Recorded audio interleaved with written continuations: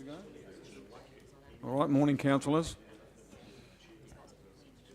And welcome to the hearings for the annual plan for 2025. Just a little bit of housekeeping to start with.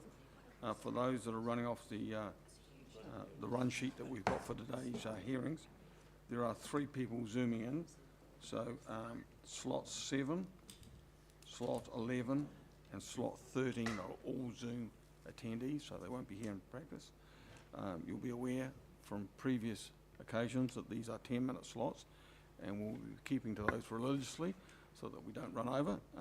People will present, obviously, and we'll have an opportunity around the table to ask some questions or seek clarification, but we don't want to enter into debates that take us across those 10-minute slots. So welcome to those that are live streaming and those that are attending. At this stage, I have apologies from Councillor Kett, Councillor Dermody, who will be away at 11 a.m, Councillor Ludlow, that will be away from midday today, Councillor Soper is an apology for tomorrow, and Councillor Crackett is an apology for tomorrow. Somebody like to move those? Barry and Tom, all those in favour? Aye. Carried, thank you. And we have a series of resolutions or recommendations, and so there are 8 of those. So I'll just work through those, and then I'll get a mover and a seconder, and then we'll start the proceedings. First one is that we received the 25-26 annual plan hearings report.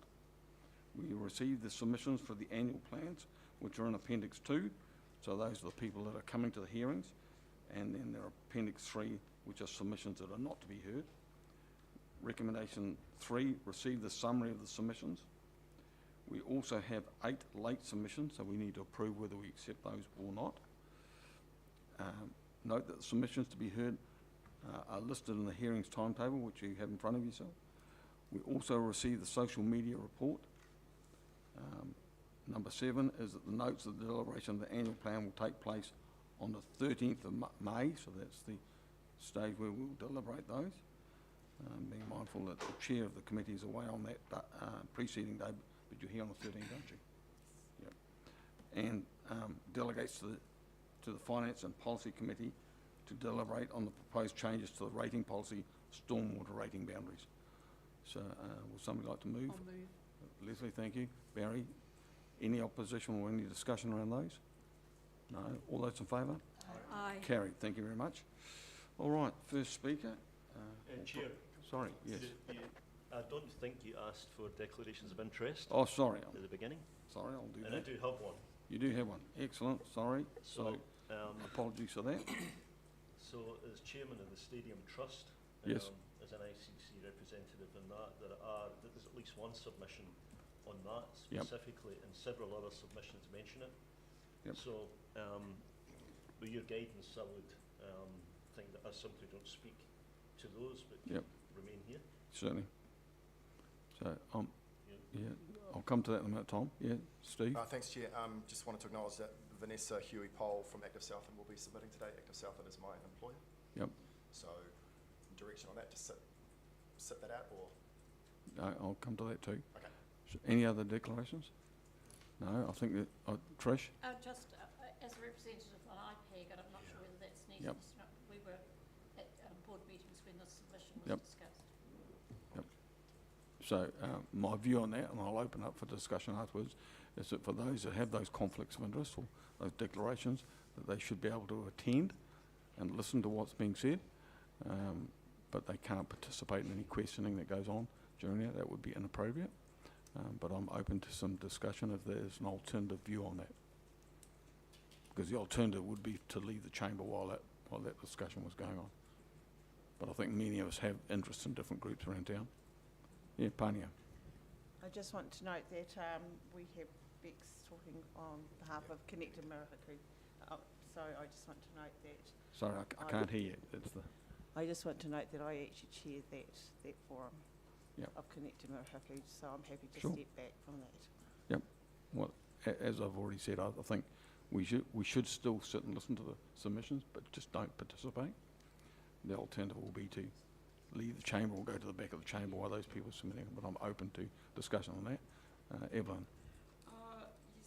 Yes, I'm not actually there are no submissions on behalf of any committee that I am part of, but there's a couple of references to the Southland Regional Heritage Committee and other people's submissions. Yes. So just noting that I sit on behalf of iwi on that committee, Sure. not on behalf of ICC.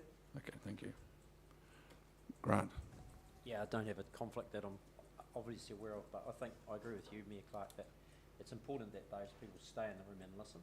Yeah. I mean, we get plenty of feedback from community around, perception that perhaps we don't listen, so I think it's really important that they Yep. have the opportunity to listen to the views and then they'll reflect on those. Okay, So thank I you. agree with what you're saying. Any further discussion on that? Okay, well, I'll rule that we are able to stay where we have those conflicts. We just don't participate in any questioning. All right, first presenter is Daryl. And welcome to the meeting.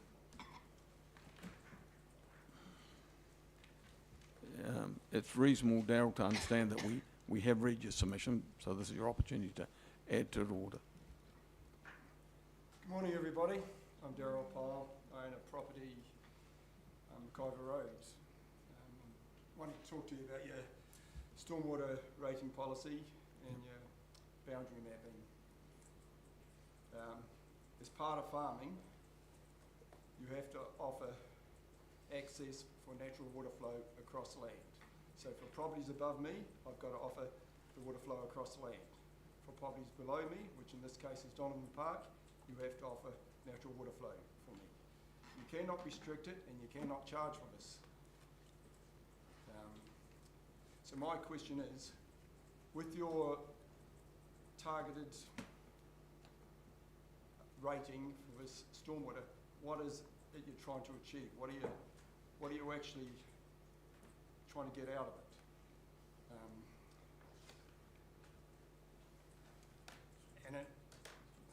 Just have a look at my questions here. In regards to my property, 10% of the land is deemed to be within the stormwater catchment area. So is the proposed rate 10% of what would be if you were 100% in the area for calculation purposes? In the letter I got sent, it just said calculated on capital value, doesn't give any details at all. So it takes a wee bit to get your head around that. So your catchment area map shows 10% of my property is in that area, but other 90% is not in that area. And out of that 10% of my property, it actually doesn't drain towards Donovan Park. Some 30 odd years ago, we put a main drain from the Waikiwi stream, that's the lowest formed area, right up to the guts of the property, and we feed all our drains into that.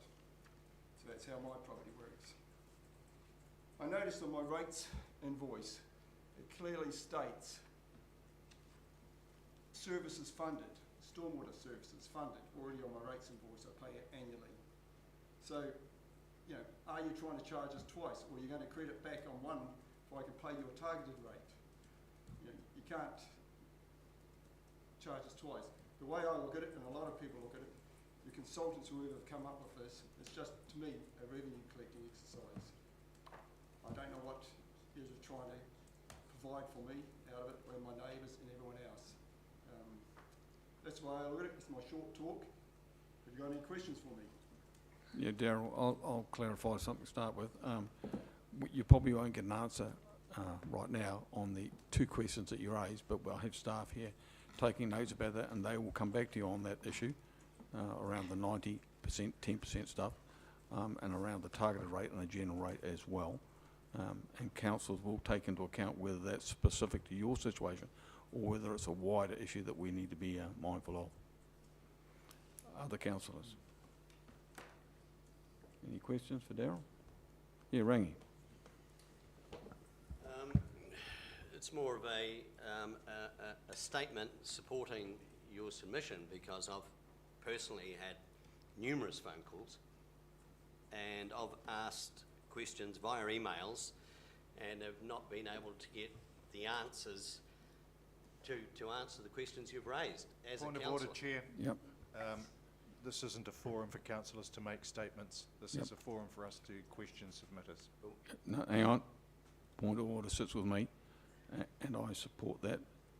This is not a position to make statements. We collectively will consider what people tell us during these hearings. We're not here to make public statements about it. Any other questions? No. My question is, what are the services you're trying to charge me for? What are you trying to achieve? It's simple. You know, you're just trying to charge a targeted rate, but you're not giving us any details or not even explaining to me what you're trying to achieve. Well, as I said, Where's the money going to go? It's as simple as that. as I said to you when I first spoke, we won't give you an instant reply on that because that will involve having debate with staff. Well, it's not an instant debate. You've proposed this, so you must know what you're trying to achieve. You've just got to reel it out to me, what are you trying to achieve? Yep. You've Well, proposed it already. You know, it's simple, you should be able to say to me, well, this is what this targeted rate, this money's going to go here, this is what we're trying to achieve out of it. He's not, you know, I didn't come on here just to be flogged off. well, I didn't say you would be. What I said to you is that I will get the staff to respond to you. You're telling me you don't know what this targeted rate's... I don't personally know what the targeting's for. Bloody. None of you know what this targeted rate's actually going to achieve. Not all of you. You just put a letter in my post and all my neighbours, and you don't know what you're actually trying to achieve. It's just a, you know, it's just a revenue collecting exercise. You know, you've got it on my annual rates notice already claiming that I pay for the service already, and then you try and create another one. It's just a double up. So I hope it'll give you something to think about when you. Well, that's what I said to you when I responded to you, was that one, I'll get a specific one against your circumstances, which were the 90%, 10% split, but also the wider issue of what's to be achieved and why are we having a general rate and a targeted rate, because that would be a double up. Yeah. So there may be implications for wider than just you. You know, you've agreed to these letters being put out, and yet you can't answer the simplest of questions. Yep. You know, so I'd never go to a meeting without knowing the answers. Yep. And I've come here and you haven't got one answer for me. Yep. Any other questions? Ria. Thank you for your submission. I note from your submission that you don't draw on any services from council in terms of your water and for your lifestyle block. So has there been any other services that council may deliver in areas for your lifestyle block that you have had to draw from?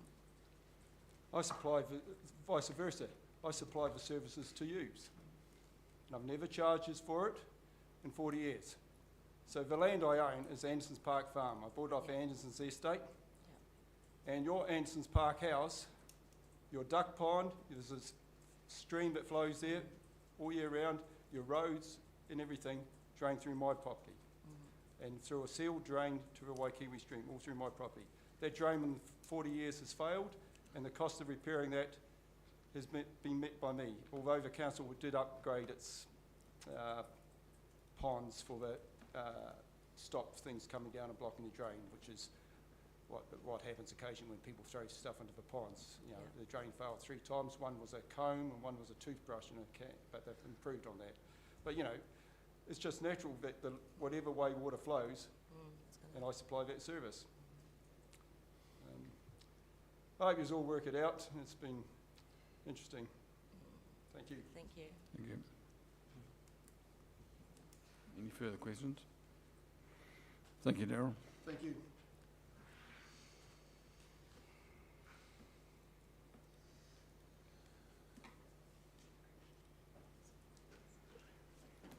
James, the next presenter.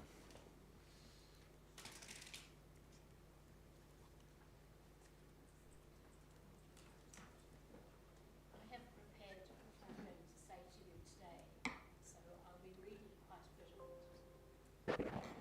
And I choose to stand up. Is that okay? It is, as long as you get close to that microphone. Thank you. Good morning, councillors and council staff. My name is Jane Hamlin, not up there, and I'm here to request that you do not pause funding for heritage buildings in our city for the upcoming budget year. I'm conscious that Council proposes to cut various costs, but I urge you to retain some level of funding, however minor, to keep it on the table in some form. It would be unfortunate for it to stop forevermore.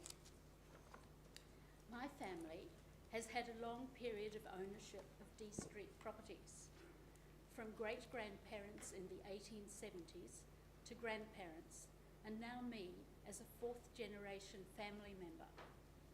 I recall D Street as a child, with its many old buildings fully occupied and thriving. They were an integral part of the character of the city. As for me, I'm an architect with a long involvement with new and old buildings. I have worked for the Ministry of Works in Nelson Street, also for Smith, Rice, Lawrence and Mollison as they were in Gala Street. I'm involved in particular buildings, and one I want to address to you today is from 124 to 132 D Street. And I've got a handout for you so that you can recognise which building I'm talking about. The person handing out the photo is my son John. He's the fifth generation to be involved in this. He has spent the last 3 years actively involved up on scaffolding, up on roofs, trying to make this building perform. He's involved with all the tenants. He knows who's who. They go to him if they have a problem, and I really appreciate the fact that he puts energy into these buildings. The buildings were built progressively in stages more than 140 years ago.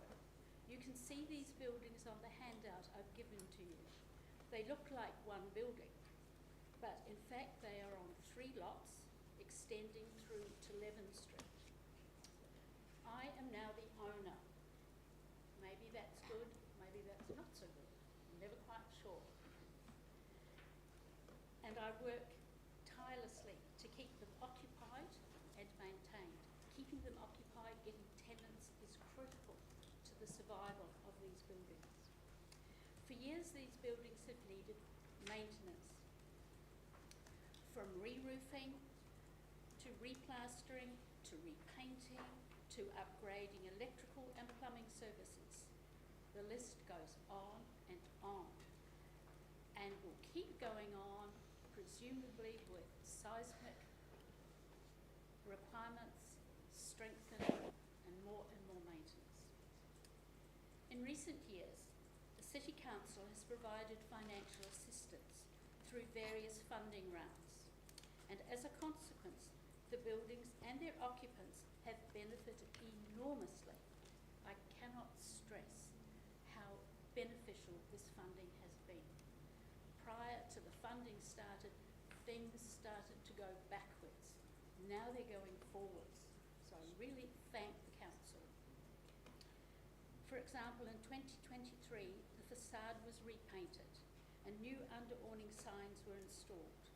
The work really lifted the visual appearance of the exterior of the building. Therefore, our city of Invercargill benefited. The assistance provided by Council goes a long way to contributing to essential works and incentivises owners like me to move forward with other projects beneficial to the property. Your funding assistance has actually encouraged me to upgrade important aspects of the building beyond the facade. Examples of works carried out in the buildings in the last 5 years include 2 new roofs. It was essential. They leaked. So we've got 2 new roofs. In the whole property, there are 9 roofs to be attended to. Another example is repairing brickwork and rendering walls not on the frontage, not visible to any of you unless you went down the driveway. There's scaffolding up there right today, and it may be gone, hopefully, next week. we have repaired the original pressed ceilings with 3D printed fiberglass, and that has been done by a local firm here, which indicates how much work is done by local contractors. It's a real benefit to the city to have locals doing the work. As my written submission indicates, funding is multi-useful for several good reasons. I don't know if you have the submission there, but I have a list of 11 good reasons. Has anyone seen them? Yes. You've read them? Yes. So I won't repeat them here. But the first one, I will. It encourages retention of historical buildings. That's for Invercargill. That's for the city. That's for all of you. As previously mentioned, I'm not opposed to a reduction in funding, but hope Council sees fit to continue funding which has been an inducement to protect our city's historical buildings. Funding has been beneficial to Invercargill as a whole. Why do I maintain my interest in these buildings? Why do councillors want to know about my interest? It's not only because of my family connection, but because I like this place and I care about it. I talk about Invercargill all the time. Owning the D Street buildings is definitely not for economic reasons, I assure you. It is a labour of love and respect for my family heritage and, most importantly, part of Invercargill city heritage. Whilst I have the opportunity to speak to you, and I'm very grateful to be able to be here today, I would like to recommend that Council does what many other cities do and encourage a coordinated colour palette for the old buildings and encourage illumination of their upper facades. Now that to me is quite important. You drive around D Street and Tay Street and you can see the under-awning lights, which are a requirement by Council, but the upper parts of these buildings are the beautiful part and they're not lit up. Wouldn't it be great when we have our winter months from now with these buildings lit up? Again, councillors, I urge you to reconsider your collective decision to pause funding support of heritage buildings. I fear a pause could really be a stop, and I really fear that. Please don't do that. Please don't stop. Thank you. Yeah, thank you, Jane. Questions, councillors? No? There being none? Oh, Tom, yes. I particularly took note of your comment about the euphemism in your submission and the fact that a pause might be a euphemism for a complete stop. And I can understand why you'd be concerned about that. Could I just ask though, I think, well, as you said in your submission, you're very well aware of the particular economic circumstances that prevail in the city at the moment. If, and indeed it is, but given that it is a pause, and if you were comfortable around the fact it was a pause, would you be more comfortable about the fact that it's necessary for this year to not to spend that money? In other words, if it were a pause, would you be comfortable? I fear a pause may be a stop. Councils change, and I think it's better to keep it on the budget, that there is some money. It keeps the idea alive, that it's good for the city to have funding for these historical buildings. Okay, understood, thank you. Take it off, we might lose it. Okay, thank you. Thank you. Any further questions? No? Thank you very much, Jane, for your submission. Thank you, everyone, for Okay. listening to me. Thank you. Thank you. William, wherever you are.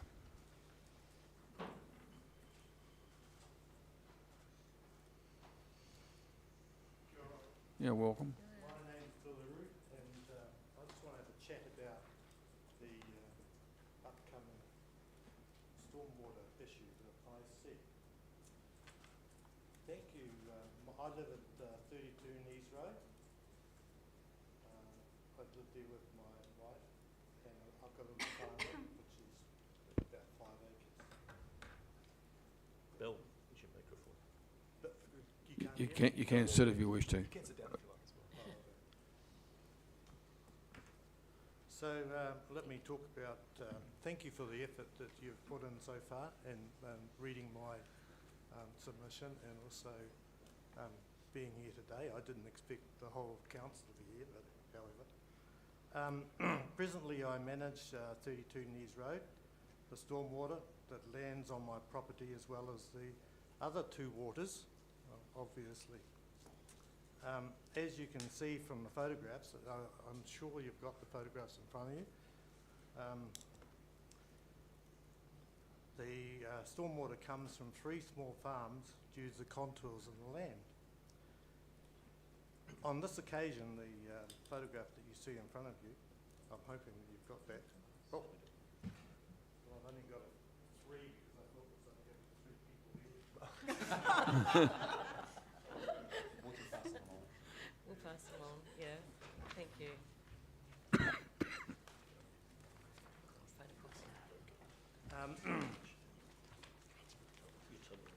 On this occasion, I estimate the amount of water pooling on my property to be about 1,200 cubic metres, which is quite a lot.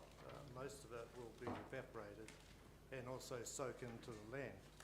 And I don't have a problem with that. In fact, I have plans to utilise that in the future if we get more. This normally takes a fair bit of time to evaporate, and during this period the land is unused. As well as this, 3 other farms to the south of our property, water pools on the road, cuts across my driveway. I manage this as well.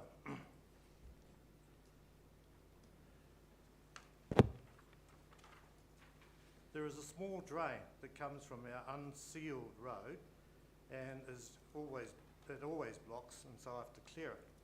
In the past, I've rung the council and asked for support, probably about 4 or 5 times to help, and have not received any support. Mainly because I'm sure that during those periods of time that other people have got a higher priority in the city. I keep the outside drains sprayed and clear of grass so that flooding does not occur. I have 2 inside drains that keep the water off on my paddock as well. I've cut the grass along the verge, picked up the rubbish that collects around the drain openings, McDonald's wrappings, building materials and other issues, other things that you wouldn't expect to find there. And I keep the trees trimmed and motivate the water to go around into the drains provided. Even around my letterbox from the farms from the south. Don't get me wrong, I actually use all the water that's landing on our property. The question I have asked is, what support do I get to make this work easier for myself? I'm not getting any younger, and I'm planning to stay there for a little bit longer. I'm wondering what sort of things would I expect with an additional cost and rating. That's my submission. I just want to know.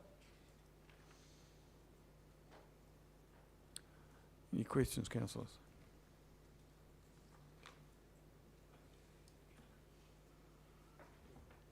Sorry. Evelyn? Oh, tēnā koe te rakatera. My pātai to you is, I noticed now that we have seen the photograph that you get quite a pooling. Have you looked at harvesting that water to retain it on your farm to benefit? I'm just curious, it's not... I'm going to do that. You're going to do that? But I'm not sure whether or not I should at the moment, because I'm thinking that you're going to give me some really good drains in there and get rid of it for me. I suppose the question is whether there is a benefit to you for using it on farm, that because Are you going to looking at how are you it going falls. to charge me for it? That's not my department, but with my other hat, No, I would applaud that. I'm sure Yeah. I am going to use that water. Yeah, no, I understand your question and I understand your concern. I applaud the water harvesting from your roof and understand the issues. I just was wondering how the other mitigation of that pooling could be done where we're not in a position to do it. No, Because it's on your land. So what I'd Yeah. probably do is actually spread it over the rest of the land Right. and Um, use it for watering trees or something like that. Thank you for drawing the issue to our attention and also for the comments that you made about maintaining verges and things like that. It's important as citizens that we hear back what other citizens are doing to maintain our city. I think also that that road is unsealed. Yes. And the road has got a very large crown on it. I've actually helped people out of cars which are flipped on that road. So I just suggest that perhaps we look at sealing it, keeping the speed limit the same but sealing it. Anyway, any more questions? No? Thank you for your time. Good to see you guys working hard. And Dean is the next one up.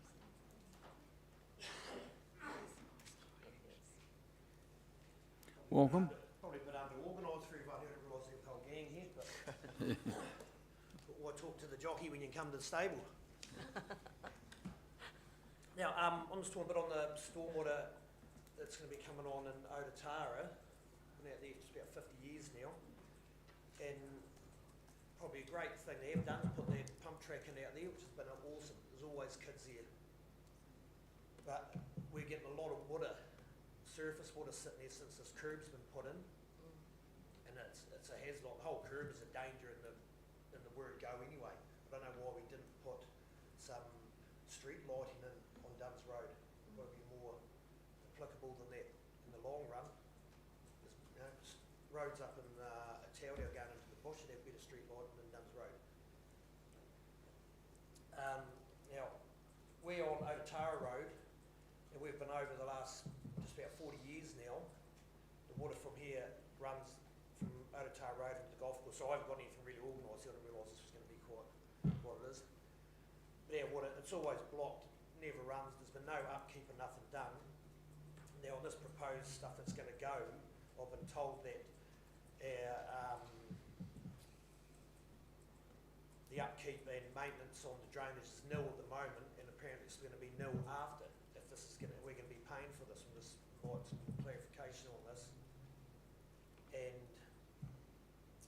also, estuary wall, probably a big one. It's a great job putting it in, but there's a viewing platform put there. What access do people have to it? If someone's driving, they want to get to the middle of it and have a look. Someone in a wheelchair, elderly, can't walk. How do they get to there? They cannot.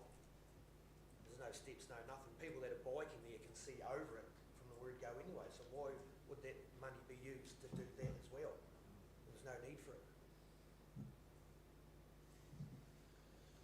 And our heritage on it, I've got a lot to talk on. There's quite a lot of the Mary designs and stuff on it.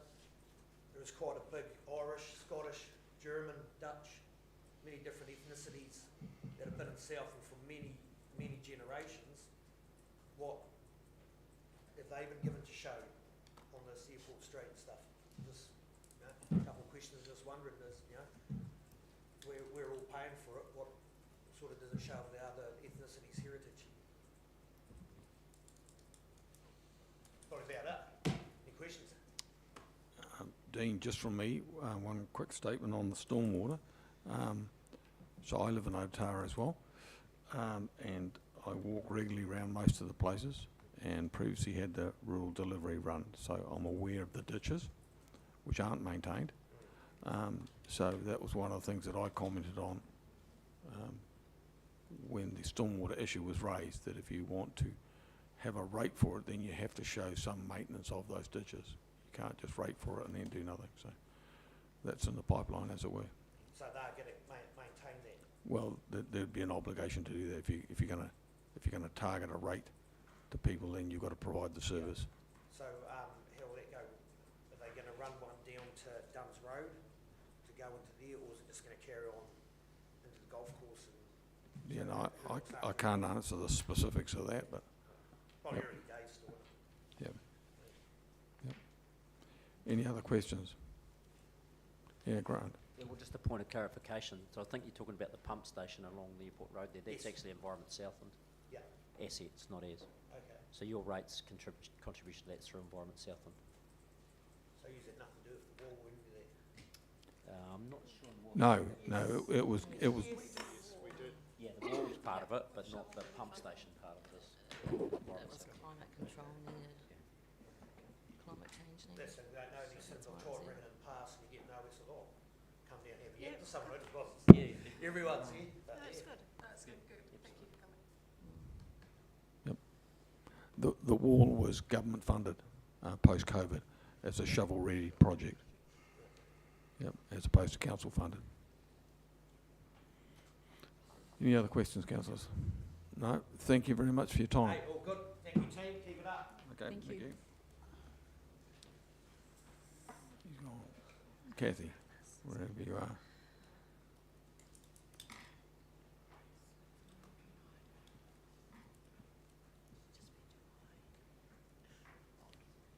And welcome. Thank you.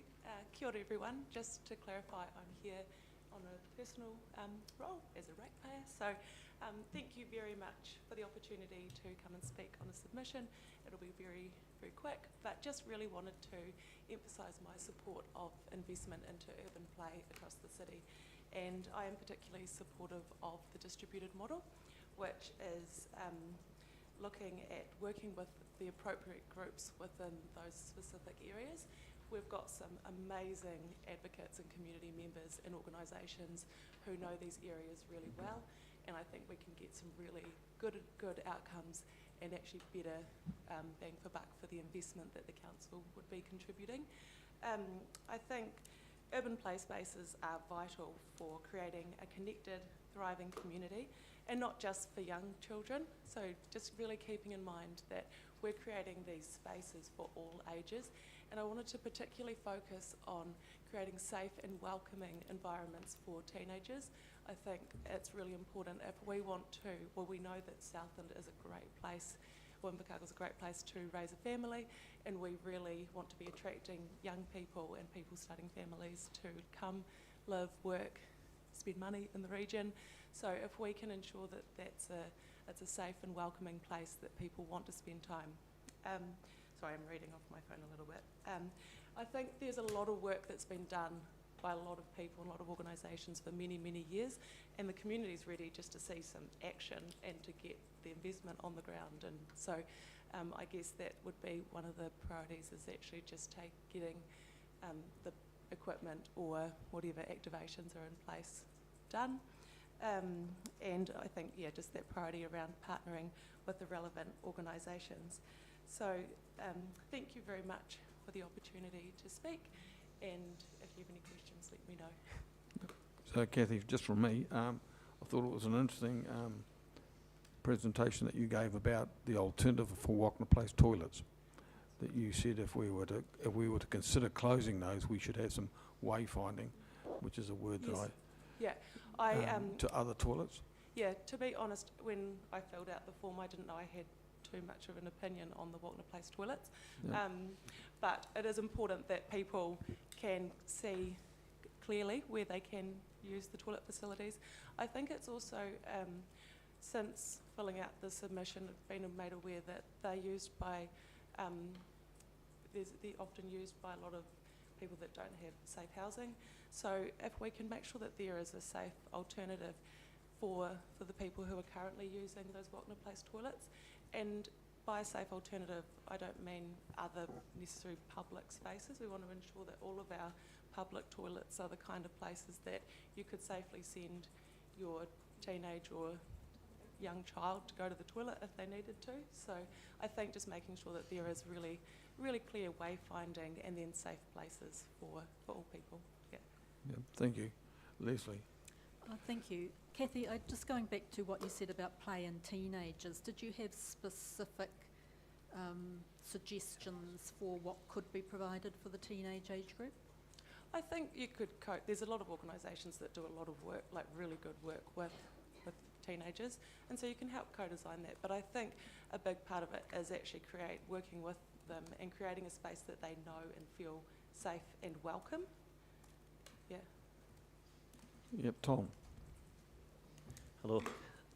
You've obviously done a great deal of thinking about the police strategy in particular, and I wonder if you would just fill out a little bit your thinking about the question of distributed as opposed to centralised. I know that you did select option 1, which was a distributed option, but could you just talk a little bit about why that was your preferred option? Yes. So I actually, in previous years, done a lot of work in that play space, active transport capacity and sort of that urban planning. I think if we want to create everyday play opportunities, if we can have that distributed model where people are more likely to access them day to day within their local environments, I think that there is a lot of momentum in the Invercargill city at the moment, and I also would like to really acknowledge the work that the City Council has done. I feel really, really proud, particularly with Invercargill Central and those new streetscapes. Whenever people are in town, they can feel the momentum and they're really excited about Invercargill. So I think that there is, if we are able to provide those opportunities across the region and build momentum, then I think longer term we'll get better activation.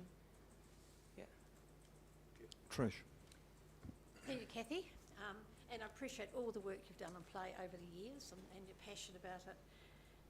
We are in a position where there is restricted funding. Mm-hmm. Would you see, to the detriment of the play initiative, to put it on pause for a while? I absolutely would see that as a detriment. Yes. Yeah. So is it imperative it happens now? It is, and I think this was, can you correct me, was this initially approved in the long-term plan? Mm-hmm. Yes. Yes. Yeah, so I think there's been a huge amount of work that's gone into this over many, many years building up to that, and the community is waiting and we're ready for this. And I think particularly as times are really challenging economically at the moment, people are needing these sparks of joy in our own communities because they're less likely to be able to go further afield. So I think, yeah, absolutely. Thanks, Kathy. Alex. Thank you, Chair.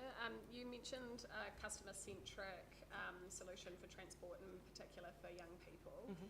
Are there particular examples that you can point to throughout the world or other cities that you think that we could learn from? Yes, yeah. So I think on the transport piece, I think if we can ensure that we are putting the user at the centre of who we're developing these public transport options for. So the Te Roro Foundation, One Foundation, are currently doing a lot of work around how we can break barriers for transport for youth. And I think if we can the council can be open and bold around actually what is a practical solution for the people. So it might be that we're looking at stuff that hasn't been done previously. It could be on-demand transport. I think just being open-minded around finding practical solutions that actually work for the user. Yeah. Cool. Thanks. Grant.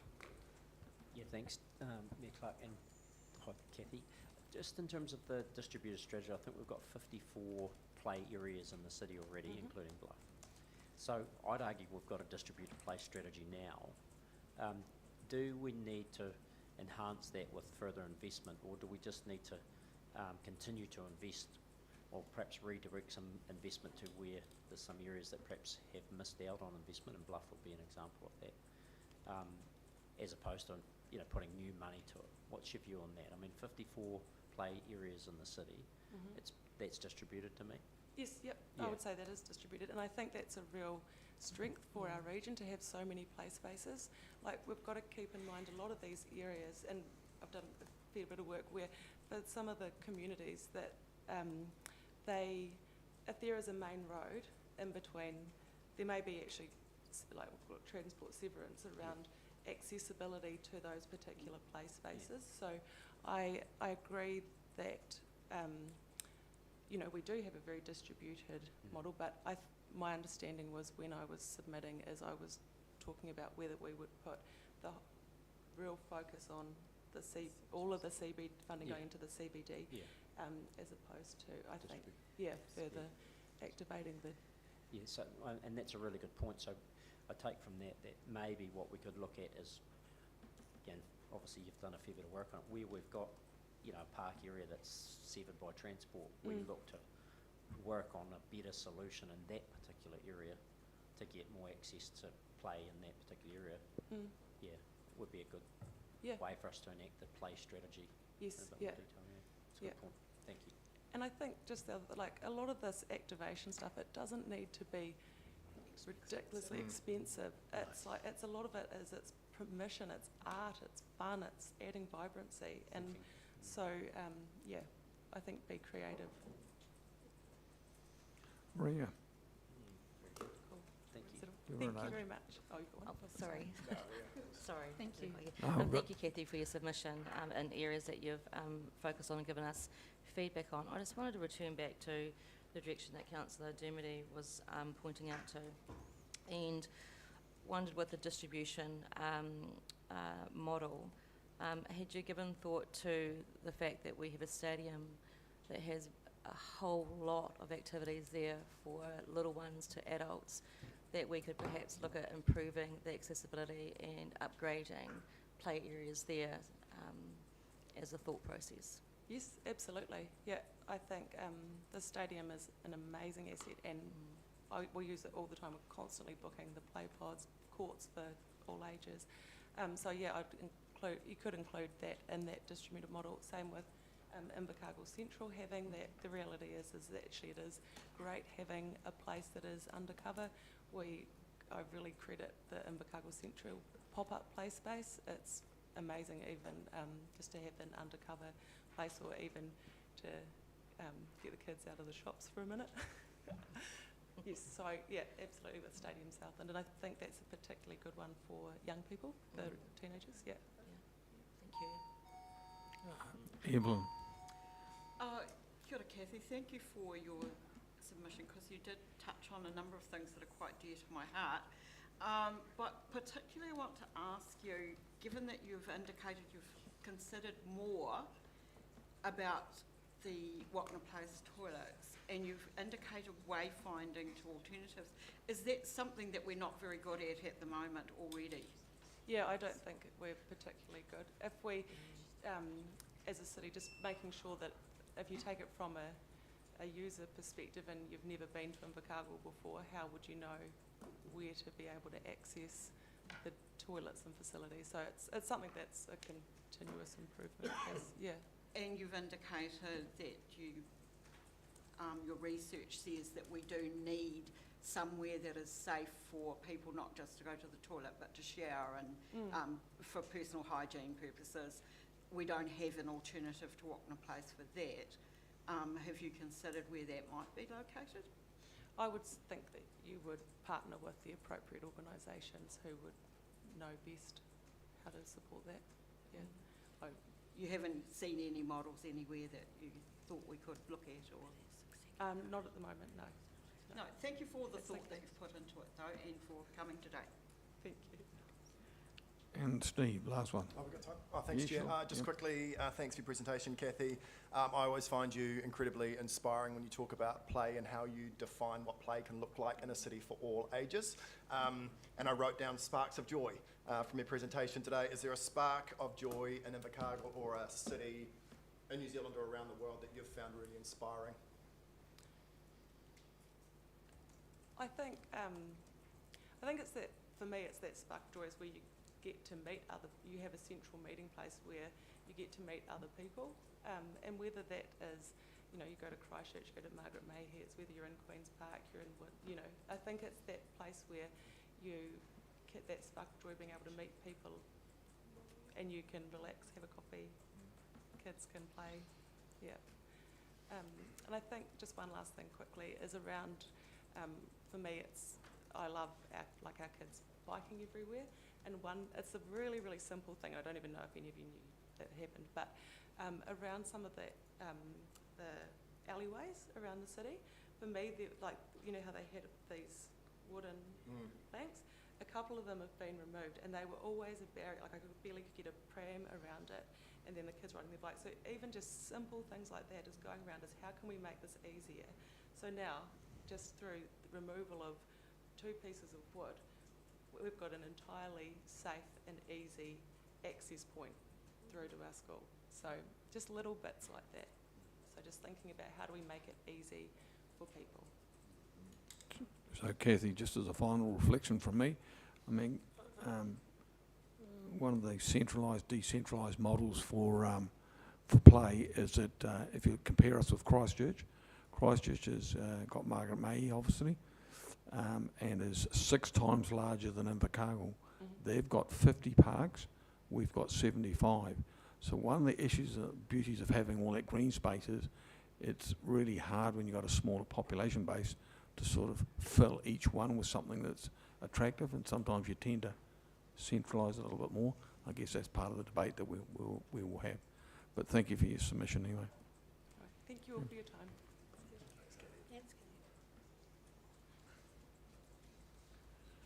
All right, Courtney and Daryl.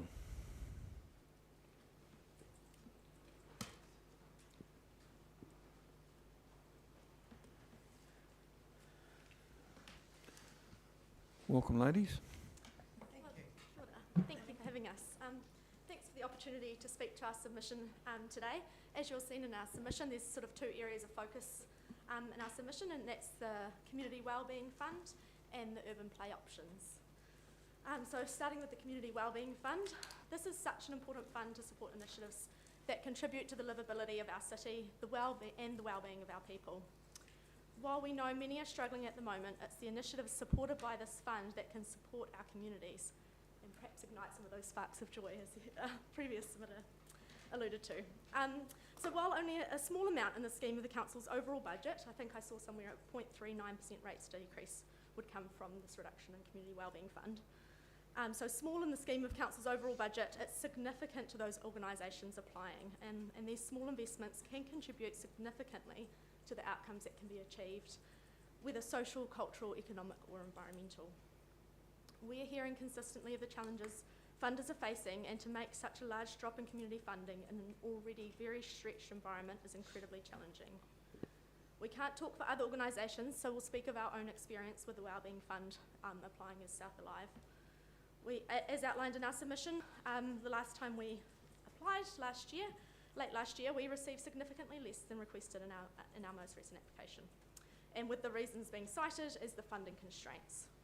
We don't say this to criticise the decision makers sitting on that fund. We appreciate the very positive feedback that they had about South Alive and recognise the challenging decisions they had to make. But if the funding is to be cut even further, those funding decisions are only going to be even more challenging. We are aware of the challenging funding constraints and the need to sustain ourselves as well, and we have taken steps over the last few years to increase our own revenue, which now contributes 15% of our operating costs, and also streamline our own budget given the economic pressures, so we're not asking for as much. But still in this upcoming financial year, we're looking at a 20% shortfall of funding. And I'm sure we are not unique in the community sector in facing such challenging funding constraints. So we do really urge you to consider retaining the current level of community wellbeing funding. With regards to the urban play options, we support the option for distributed investment in play. The primary reason for this is that transport remains a significant barrier for many people in our community, and if all of that investment is put into one place in the city centre, then it is only benefiting a narrow group of people, and there are a lot of people in our community that will miss out on that significant investment. We also believe it complements the other mahi that Council is doing around the strategy for Elizabeth Park. We've been involved in a lot of the discussions around this with the Parks team, and there's so much potential for enhancing this space, but obviously there is funding that is required to enable this. So if we had that distributed model of funding for play, then that could enable at least some of the play-related aspirations that come from that Elizabeth Park strategy to be fulfilled. That was a very succinct sort of overview of our submission, but happy to answer any questions. Yeah, questions, councillors? No? None at all. Oh, Alex, sorry. You mentioned about accessibility for disability in relation to play and playgrounds. Do you have any examples of where you've seen play equipment or heightened accessibility elsewhere? We probably were talking more about accessibility in terms of just people having Just access people to, having access. rather Yeah. than disability access. But we have seen some good examples of that. I think there was plans for Russell Square's spinning thing to be turned into one that was more flush with the ground. So yeah, there are a lot of examples that we're starting to see coming through. Our Children's Day event in February was hugely attended and supported, and our pop-up park parties that we've been holding is also actually taking opportunities to the areas where people would otherwise not be able to access. Yeah, so taking opportunity to people rather than having A centralised place for of opportunity. Yeah. Thank you. Okay, any other questions? Trish? So following on from that, Courtney, would you see then that perhaps this distributed play could be more like a mobile thing, that it wasn't permanent in any one place? Would that be useful or not? Yeah, I think there's definitely value in that. I think you see a little bit of that happening already, but I Yes. think it would also be useful to complement some of those sort of temporary pop-up installations with some more permanent. Yeah. Yeah, I think a combination of the two is valuable. And certainly like the pop-up parties that Daryl alluded to, we partnered with a lot of different organisations and were able to bring some portable equipment. And for basically the price of some free sausages, we ran 3 really successful, great events with lots of, local communities and neighbourhoods gathering, people meeting their neighbours, a lot of spin-off benefits beyond just play. Thanks. All right, any further questions? No, that's it. Thank you very much for your submission. Thank you. Thank you. Brent and Mike, welcome. Good morning. Just need to be close to the microphones. I think we're just waiting for one online, Oh, Roxy. She's online there on Teams. Yep, I've got that. Thank you. So, Right, the floor's yours. Roxy, are you going to open up?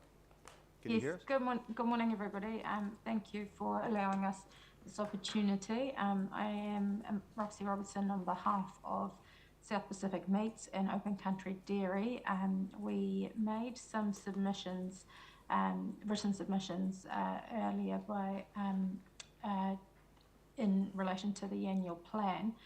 We're here today just to confirm the respective companies' positions, and that's in line with the written submissions that had previously been filed. Today with me we've got Mike Butler, the site manager of the Open Country Dairy plant, and then also Brent Crawford, plant manager of the South Pacific Meats plant, that will be able to speak to the particular needs and positions of both companies.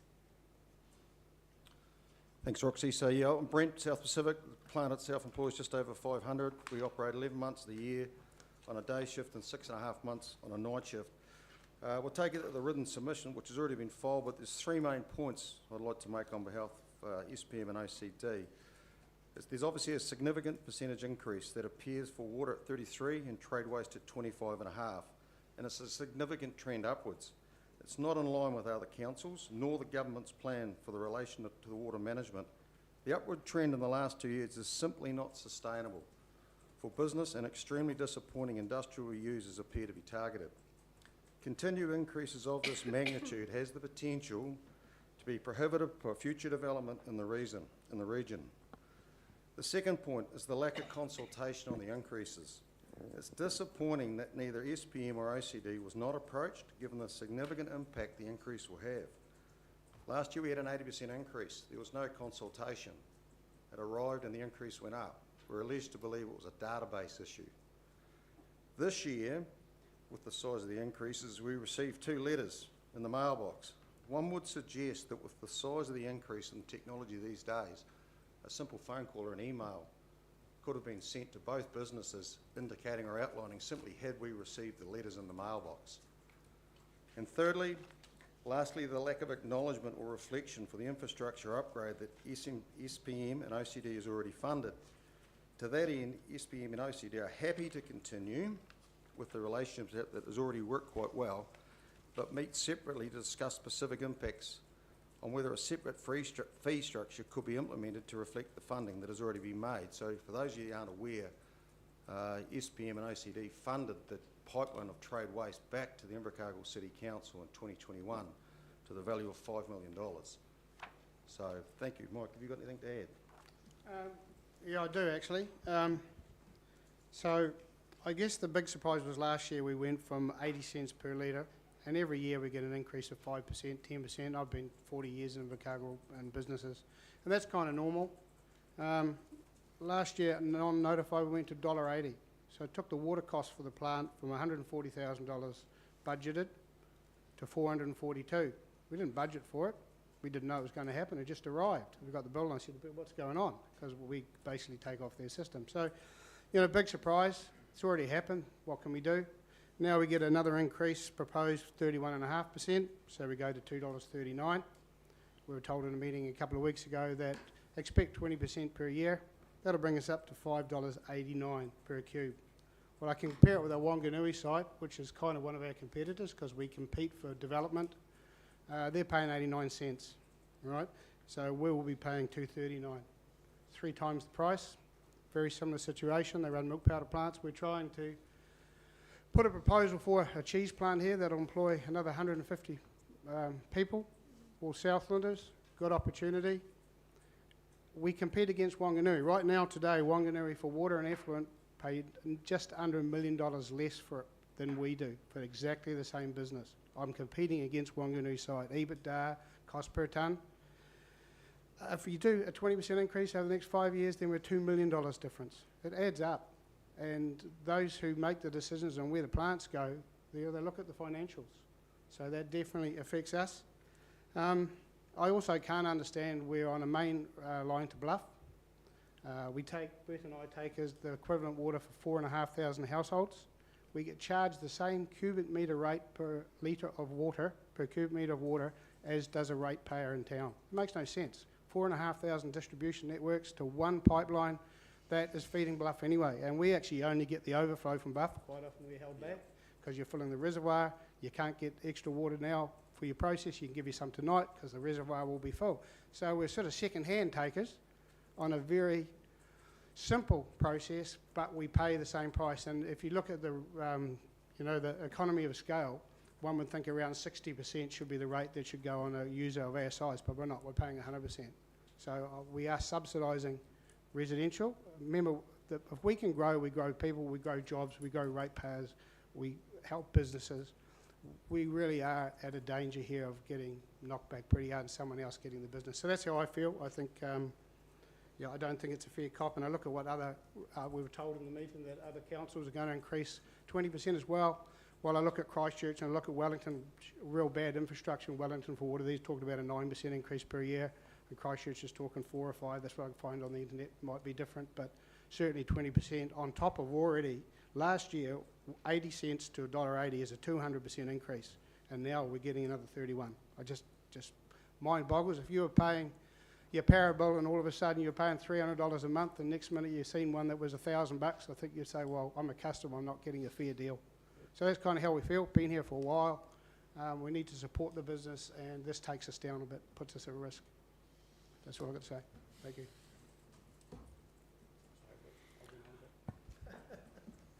Grant. Yeah, thanks, Mayor, and thanks for your presentation. Look, it's great you've come along and provided some really deep insights into what this means for you, so thank you. It gives better context to decision making for sure. You talk in your submission about graduated increases. Can you provide a little bit more understanding of how that would look for you? So if we... Well, I guess the argument is that one would assume the water infrastructure has gone backward and needs a lot of money spent, and if you were doing a normal increase per year, I guess business can live with that. COVID increased some costs. We all know that's whatever you're doing, we've got increased costs. But to jump from 80 to $1.80 non-notified, we need to be able to budget for it. We need to know what's coming up. And if you're going to charge us 20%, well, that would be a disaster anyway. But we need to budget for it, and we need to build plants in the right places based on our costs. So what would be the time frame? Would it be over a 10-year period or a 5-year period? A 5-year plan would be really nice. Okay. Absolutely. Because remember, water is scarce at the moment. There's lots of requirement for water that makes a big difference on who's doing what. Are we going to build some more infrastructure for business growth. Is the business going to be here to grow? You need to know how we feel for you then to get the infrastructure as well. So I think we need to discuss it more. You know, we want to do something, we need to tell you what we're doing, and you need to maybe talk to us a little bit more. But surprises like that's okay. Just to support what Mike said there, I think the key point is that both SPM and Open Country have, in our view, a really good relationship with ICC. So in order to facilitate those discussions and budgetary plans, we do hope that we can continue having those discussions and having those difficult discussions to ensure that we are all aligned and that there aren't any surprises that arise going forward. I suppose that's one of the most disappointing things was the 80% that just turned up. So we weren't consulted. We weren't even asked. It just turned up. And then we're now understanding it was a data bit glitch here. Thankfully, this year we received a letter so we could attend this hearing. Last year we didn't even get the opportunity. So there's a fair bit of frustration. There's a number of business owners around the table. I'm sure, or previous business owners or operators, you know, you ought to be in a position that we have been in or currently are. I'm sure you'd be sitting here as well. So, thank you. Alex? Thank you, Chair. You mentioned in your submission, and thank you, by the way, it's really excellent to have you here today, that have we considered different funding models such as charging rates for discharging during peak and off-peak periods. Can you explain how that would affect your day-to-day running and what kind of effect that would have on the business if we were to explore that? Well, it flatlines it. We don't get the peaks and troughs like we currently see. It flatlines it out over a season. Yeah. Okay, so we're a seasonality business. So if we look to flatline and come to an arrangement over the 12 months, as opposed to the peak months, we're heading into our non-peak season, we can budget for it. We quite simply can't budget when you have the increases that were experienced in the last 9 months.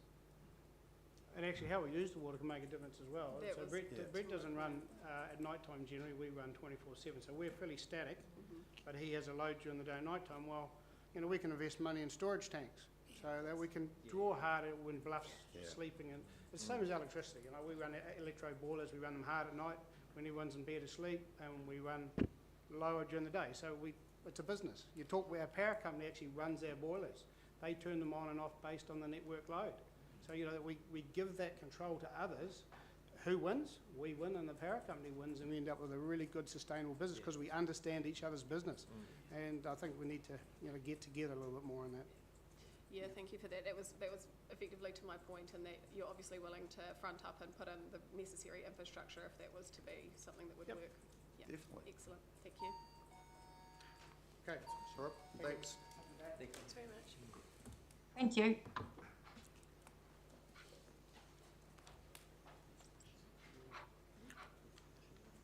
Vanessa?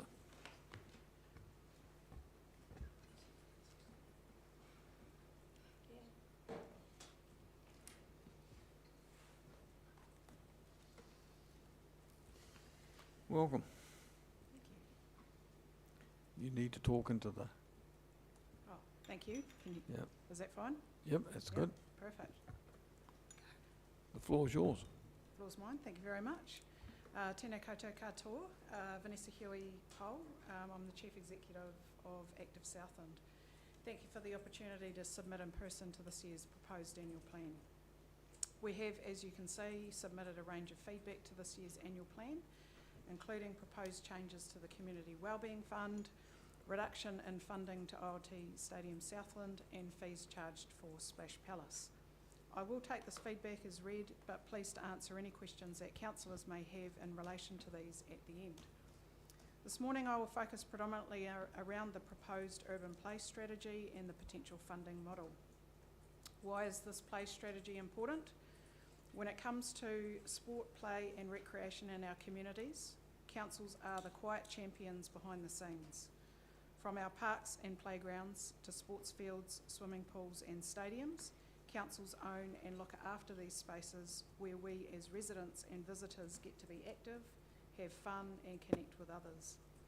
You invest millions of dollars each year to maintain and improve these facilities, as well as support community programs and events.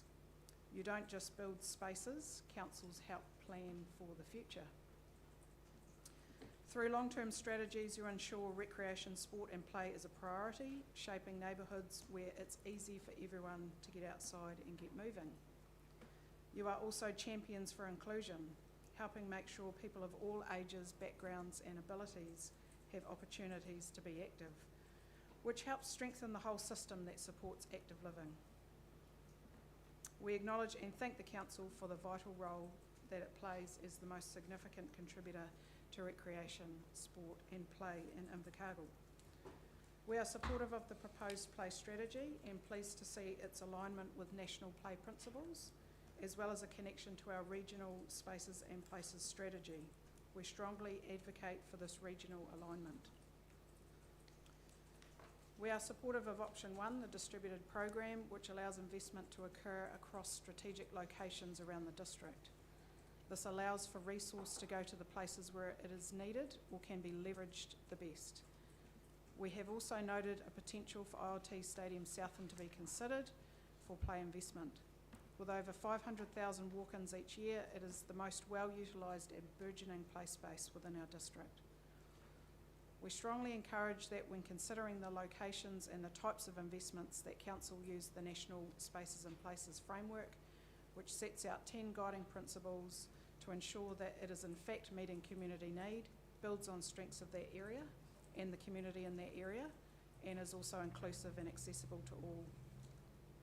We're also strongly supportive of the proposed purpose statement, which outlines how Council will implement strategic internal changes to guide decisions and enhance collaboration both within the Council itself and also externally and alongside the community, both of which are key to achieving these outcomes.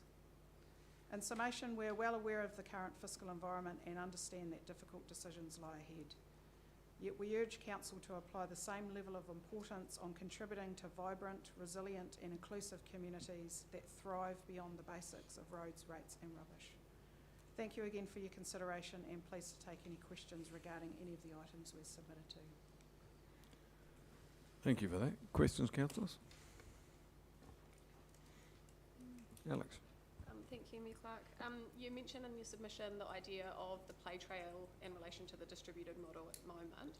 Have you got any examples of where you've seen anything, perhaps in other cities or other initiatives that other RSTs have done where you've successfully linked those together?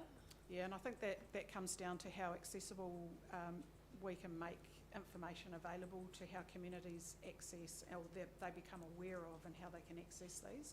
Christchurch was really innovative in this during post-earthquake, where they had a lot of inner city activations and opportunities to explore their city in a different way. And I think utilising the play principles, it can help guide or it can help provide creativity and innovation, and it can support the way that people, residents and visitors move around our city, explore our city, instill pride in our city.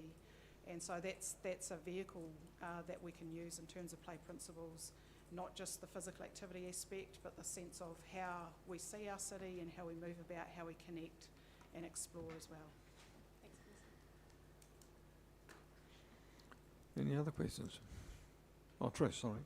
Thank you for your excellent submission and the clarity of it helps us a lot. Just thinking about all the playgrounds and all the play spaces in Invercargill, which there are many of, 75, could you see us minimising some of those, like eliminating them and making more defined areas around the city? Would that be the detriment of people, do you think?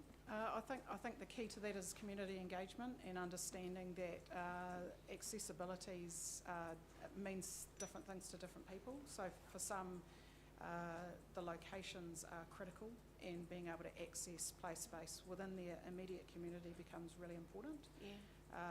Transport can be a significant barrier in some communities, so We need to be thoughtful about the different experiences that different communities have within Invercargill, and we're not all equal in that sense. So that's why community engagement becomes forefront to understanding what can and can't be minimised or reduced, and what the potential impacts or flow-ons might be in that case. Excellent, thank you. Yeah, Darren. Thanks, Vanessa. As a regional sports trust, my question's around the ILT stadium funding question that we've asked. And bearing in mind that it's a regional facility, do you think that the funding options that should be explored should be more regional, and perhaps also include a modest user fee, which has never been part of its operating model? I fear that there's a lot of there's obviously a lot of conversation around that at the moment, and I'll just bring your attention to a publication that Sport New Zealand has just released around this very thing around targeted rates for regional facilities. So it would be a recommendation for council to reflect on that piece of work and understand what is currently happening around the country. I certainly think that there is advantage in councils coming together and understanding how it might be able to work more collaboratively in the sense of specific facilities that can be seen with regional benefit.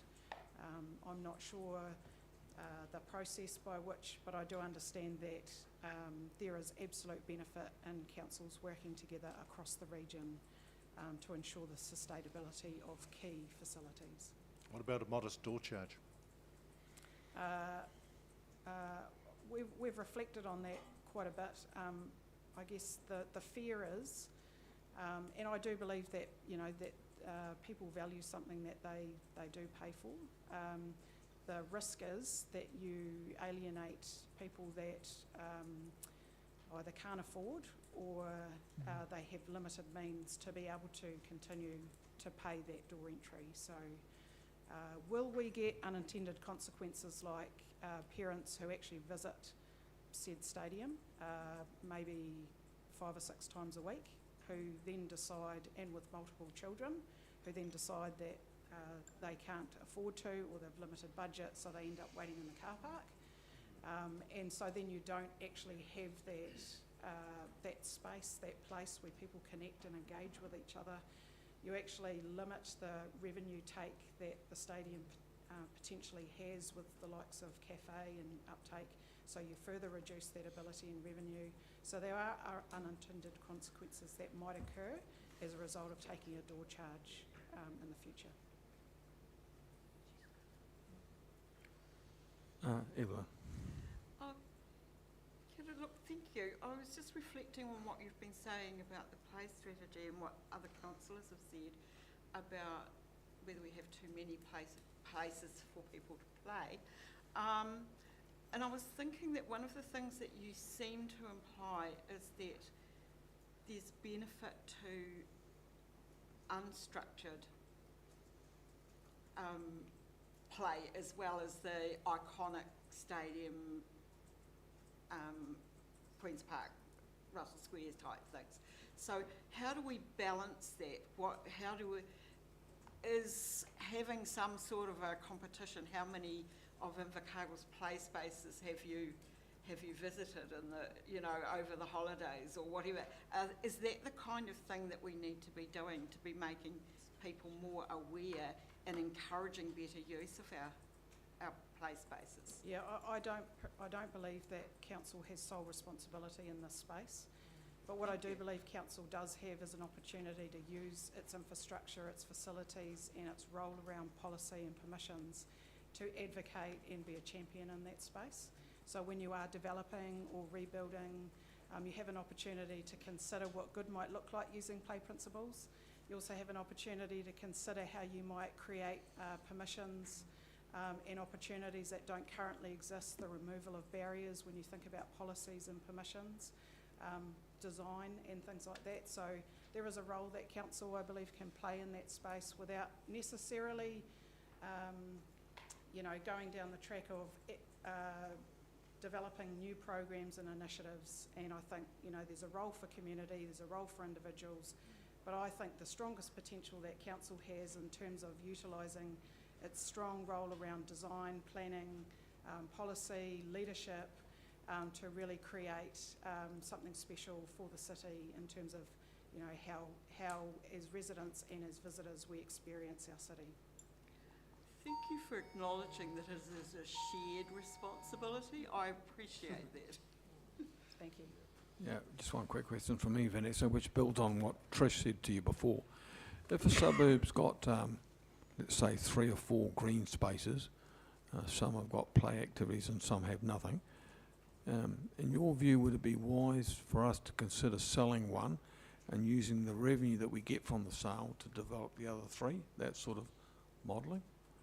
Yeah, I don't think that's for me to say, because I think that what council has the biggest task in is understanding, you know, the big picture of, you know, how you balance things financially, but also from an outcome perspective. So I'm loath to say what you should or shouldn't do when it comes to selling, but obviously my strongest piece of advocacy is around understanding what community needs are, and when I say community need, I mean not just wants, but also what the true needs are across the city, and they will differ. Sure. So let's be thoughtful about what they are and how we might need them. Let's build on the strengths that are there, that exist, and each community has them. We just need to go looking for them. And I acknowledged in my original statement that yes, we're in a limited fiscal environment. Some difficult decisions will have to be made. But I do think that the better we understand our community and what they truly need and what they desire, then we can find a way to work that through together. Okay, thank you. Any other questions? No? Thank you very much for your submission. Thank you. Thank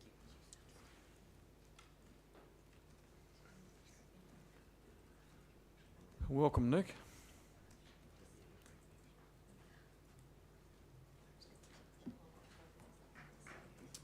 Good morning, Your Worship and councillors. My name's Nick Hamlin. I'm Chairman of Southern Football. I think I'll be reasonably quick this morning. We're here in support of what is currently noted in the annual plan under the capital projects and parks for reserves. The work sits earmarked at Turnbull Thompson Park of $431,000. That relates to a new access road off Tay Street, and obviously dealing with the car parking in that area. So, look, we're here in support of it. We're really keen to ensure that remains in there. To put it into some context, Southern Football is one of the largest growing sports in Southern. We currently have 4,000 active playing members. We now span across 12 months of the year.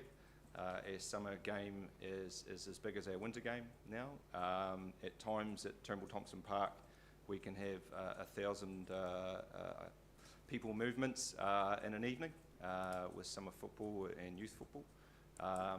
There's been some consultation that's obviously happened with residents down that street, and for some time we've looked at how that could be redeveloped or dealt with. So for us, this is a critical piece of the puzzle in regards to the master plan that we have developed for Turnbull Thompson. With the growth that we've got and the current state of our ageing turf, we're currently in discussions with funders and have applications in for $1.5 million to replace that existing turf. That turf is made up of a full field and part of a field for training. That currently is being used by multiple organisations, RSOs, Rugby Southland, the Stags, touch rugby, hockey, and a whole lot of other activities during the year as well. We're looking to replace that with a modern turf which will actually be able to have tackle play on it. So it'll be a shock pad based turf that will make that facility even more multi-use in the future. Long term for us, we'd love to see another turf developed down there. Obviously we need to get through the redevelopment of the first one. We see that the that ensuring that the access to that area is maintained and developed. We are one of the only sporting organisations now, one of a few actually that still actually own all their assets. So this is Southland Football's asset. We own the facilities and the turf, the lighting infrastructure is still owned by Southland Football. So, you know, for us it's a real challenge to raise $1.5 million or to look to redevelop that site. We've had really good discussions with the Parks team around what the future of that area looks like, and also working with a lot of the other sporting bodies to ensure that it's not just about football, but actually creating a hub for play in that area. So, look, for us, this is about supporting something that we see really key. That's going to make a massive difference to the use of that area, and also, I guess, alleviate some of the pain for those residents in that area. So that's all from me. Happy to take some questions. Yeah, one from me, or two from me to start with, Nick. As a grandparent that goes here most Saturdays, and I've gone there for probably 50 years, you're talking about the access of Tay through what is currently partially a play area into the facility. But what's proposed to resolve the car parking issue that's there? Because it's, well, you'll know and I know, there's just not enough. And that people drive all over the grass, and on wet days it must be a nightmare for the parks team to have these pitted out areas that do it. So that's one issue. Is there anything on the horizon for somehow creating part of that overall reserve into a increased space for parking? Because it's not just the access up that side road, it's actually the I guess the car parking itself is just not inadequate enough of it. Through your worship, I haven't seen the detailed plans that ICC have prepared in relation to absolutely. So that the plan is that there'd be a new turn in off Tay Street. That would be one way in regards to, I think it's turning left or turning right, and effectively create a drop-off zone so that access can come through. The current playground, we're really keen to, and Parks have already had this discussion with us. We're keen to adopt that and bring that closer to the turf, so that playground would come closer to the turf to allow parents and grandparents to watch their children play on the grounds, as well as obviously in that play area. We'd also like to think that we could develop that even more. And there is area near that there could be car parking could be added in that area as well, where there's playground and those current trees. There's plenty of space in there to either gravel or asphalt some of that into car parking. We've already worked with Parks over the last couple of years to bollard off some areas where people were parking, which was creating health and safety issues around people parking everywhere and kids running in between cars being parked. So look, we're trying to work pretty proactively in that space, and we definitely understand that parking is a real crunch in that area, but that it's absolutely been accounted for in regards to the plans down there. So any consideration given to expanding car parking onto the sloping area that runs up to the turf? I mean, I've heard that there's some unease about that from council because of the underground three water stuff that goes through there, or alternatively going down to the southeast corner, right down the far end, where there is unused space there. So, and then, so you're having access coming around through, is it Inglewood? Or yeah, through your worship. In our submission we actually put our master plan, so we developed our master plan outside of, I guess, the initial discussions with Parks. However, we then went and had really good discussions with Park around it. We put 2 or 3 different areas that we could develop in there. We're really keen for that, I guess, the raised area heading up towards the turf to be redeveloped into a play area, so playground, but also possibly a secondary futsal field or basketball court, which could be used for various things. There's ability to expand as you come in from the current access point to expand where Touch Park. There's plenty more room to expand in there for car parking. Sure. And we have also explored, actually, there's a big area, I forget the street it is, but there's actually an access way right down the back by the railway lines that you could actually, which is effectively not used for anything at the moment. I'd really hate to see us use good, I guess, play area for car parking, but there's absolutely plenty of area down the back there that could be developed in the future as well for additional car parking. At the moment, a lot of people actually parking on that street, and there's a wee alleyway through that they come through anyway. Yep, okay, thanks for that. Other questions for Grant? Yeah, thanks, Nick. And just on your map, so that comes off David Street down the southeastern corner. So with your background, have you done some work around that's cost effective to develop parking there? Because I think it does slope a little bit. Or would it just slope, you just have a sloping car park? Is that, can you provide a little bit more detail around the thinking through there? your worship. Yeah, look, we've had a pretty good look down in there. We met with contractors in regards to how we could develop that. They're pretty confident that it'll be easy enough to. Right. It's not incredibly built up in that area, but it sort of naturally falls in the right ways. It looks as if, I understand at one stage there's quite a already formed access way. There was intention for a road to go down through that. Down through that area, connecting through. So it makes a sort of a logical area to put more car parking. We would definitely be looking for the most cost effective in the future. Yeah, no, good, thank you. Any other questions? None? That's it, Nick. Thank you very much for your presentation. Thank you very much for your time. Thanks, Nick.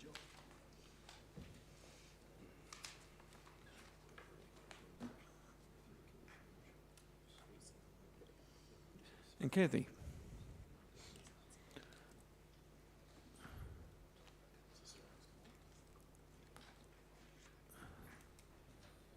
So welcome. We have read your submission. Please make sure that you talk close to the... Yep. Tēnā koutou katoa. Thank you. Thank you very much for the opportunity to speak on behalf of Heritage South to supplement our written submission. There are two things that I would like to add today. The first is some exciting opportunities on the horizon for our heritage, our local heritage. Next year, 2026, Invercargill celebrates 170 years, and the Civic Theatre here turns 120. We've already mentioned in our written submission that we are working with a manager from Parks to look at how best we can celebrate Anderson Park turning 100. So that's very local. Also on the bigger picture of things, we are liaising with Andrew Coleman, who's CEO of Heritage New Zealand, Puhere Taonga. Andrew has recently chaired a Trans-Tasman working group looking at the values of heritage tourism through the benefits it brings economically, socially, culturally, and other values. And through these initial conversations, we're getting a feeling that Heritage South would be in a good position to make a contribution to this initiative because Murihiku Southland is seen as having untapped potential for heritage tourism. And when I say Murihiku Southland, I'm also including Invercargill as central to that. So that we've been able to do these things, it takes time, quite a lot of time for networking, for forward planning, for strategic thinking. It's all thanks to additional funding that we received, including from the Wellbeing Fund this year, for Senga White, who is our Heritage Projects Manager, to do additional work beyond Heritage Month in March. And this has enabled us to actually start to identify really valuable opportunities. We would love to be involved to make a positive contribution to all of these things. Our trust, 9 volunteer trustees, passionate and committed, but we don't have the resource. So we are dependent upon Senga or whoever the Heritage Projects Manager is with a skill set that enables us to go forward and really promote heritage in Invercargill and wider Southland. The second area I just wanted to touch on is that on sad reflection, the annual plan does not seem to place the value it should on heritage. Heritage makes a huge contribution to all our well-being through the interconnectedness of people, places, and our stories. It is heartwarming that Tenua Museum of Southland is going ahead, and it will share those collective stories. I also want to mention the Southland Regional Heritage Committee. 20 years ago, this committee was set up, and we felt it was a visionary coming together of councils for common good of heritage, and the Southland Regional Heritage Fund has made an enormous difference, including to our trust. So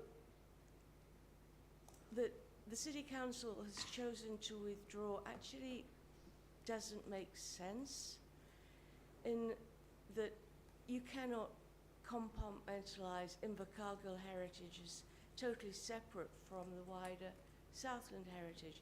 They're so interconnected. And to Heritage South, it just seems a tragic step backwards, and I believe it will disadvantage not only local heritage but also those organisations like ours that seek to protect and promote it. So those were the two things I wanted to say. Thank you very much. Questions, councillors?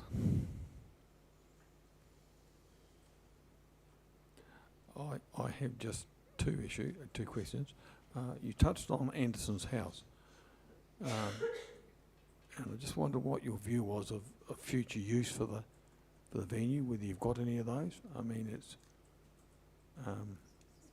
it's fine for us to do quite a large investment to strengthen and upgrade the facility, but I guess it becomes at a bit of a level of frustration that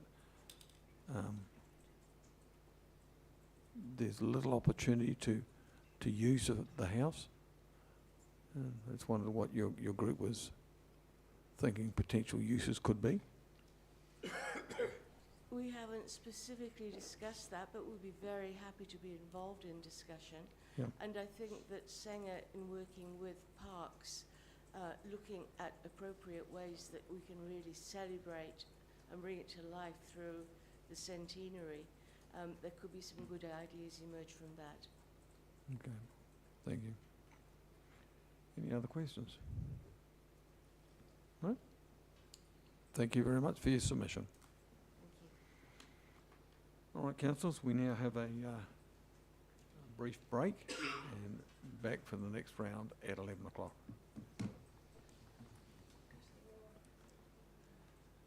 20 minutes, councillors. There is some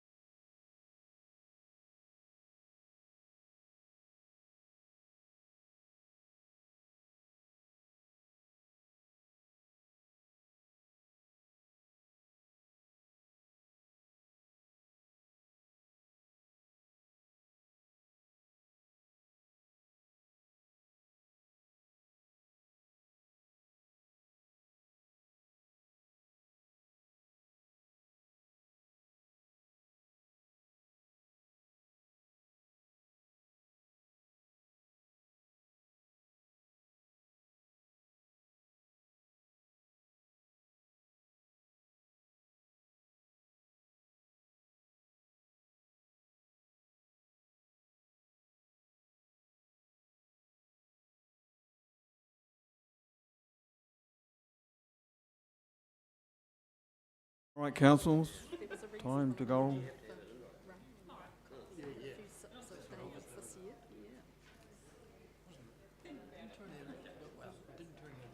Yep. Good morning, Donna. Good morning. We've read your submission, so this Wonderful. is a 10-minute time slot for you to add or tell us what you want to tell us. So the floor is Wonderful, yours. that sounds great. Okay, so good morning and thank you for the opportunity to speak today. Can everyone hear me okay? Yep. Wonderful, thank you. My name is Donna Milne. I'm here on behalf today of Volley South Regional Association and Club. Some of you may not know, but we're home to over 4,774 registered players that represent a growth of 519% since 2019. So we've gone from 771 players to over 4,074 players with over 14 different nationalities and ethnicities coming together to play at Stadium Southland. For us, for the community, for volleyballers and for your voters, the ILT Stadium isn't just a venue. It's a second home. It's where our young people find a safe place to socialise and play volleyball. It's also where families from primary school to grandparents can play, interact and support each other. It's where communities stay connected. Many of our families come from hardworking families, very hardworking families, who stretch every dollar to cover rising mortgage costs, food and living costs. Yet despite these pressures, they travel, they come here, they play, because our stadium is magnificent. It really, truly is. And I have been around the world playing volleyball, and our stadium is one of the best in the world. This proposed cut of $70,000 isn't just a number to us. It's a blow to the very heart of our community. It's bigger than volleyball. It's about every school group, every cultural event, every sporting event, every weekly league that relies on the ILT Stadium to be affordable, to bring people together. Cutting this funding will raise prices to us directly, and higher prices will shut the door on some of our families and our people, your voters. We all know the cost of living rises. We know families are stretched. This is the last thing they need to be is priced out of the place where they find connection, mental well-being and community belonging. Let's be real, this is not an area to cut, in our opinion. When COVID shut everything down and we had to run with 100 people in venues, Volley South did that. We were one of the very, very few sports that our people wanted to be connected. The stadium worked with us and we worked with them, and we had 100 people come in, we sanitised and cleaned, and we had 100 people go out. We honoured our bookings to try and keep the stadium afloat, but also to keep our community connected at a very, very difficult time. Every tournament we run, it sells out, absolutely sells out, playing from 8 AM in the morning to 8 PM at night. The money flows into our motels, cafes, petrol stations and local shops. The stadium isn't a venue, it's a vital economic driver. But if it becomes unaffordable for us to hire, we won't be able to run at the capacity that we run now. It's just going to be too unaffordable. We already pay increased annual rates with this for the stadium. We already pay increased venue charges and rent on our offices. So they're already increasing. They would have to increase more to absorb this. Like many community groups, we run on the smell of an oily rag. And with these additional costs, if you choose to drop the funding, it just means that our sport becomes unaffordable.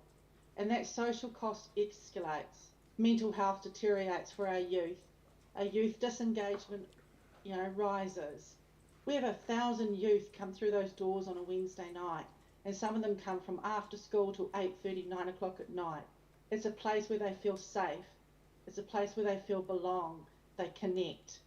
We don't want to lose our youth or our adults or our families because we have to put prices up to be unaffordable. And it's heartbreaking if that happens, especially after the hard work we've put in since 2019 to get this 519% growth and to have the stadium packed out every time we use it. We have to ask ourselves, what kind of city do we want? A city that cuts access to hope, connection and opportunity, or a city that invests in its people, especially its young people? Young people has been my passion as a ratepayer for over 20 years, and that's why I'm here today. We've seen the council have wasteful spending. We've watched that as ratepayers, and we understand that you have justifications for that spending, be it $70,000 on governance to review, you know, the Department of Internal Affairs in 2020. There's $70,000. That's what we need to keep the stadium afloat.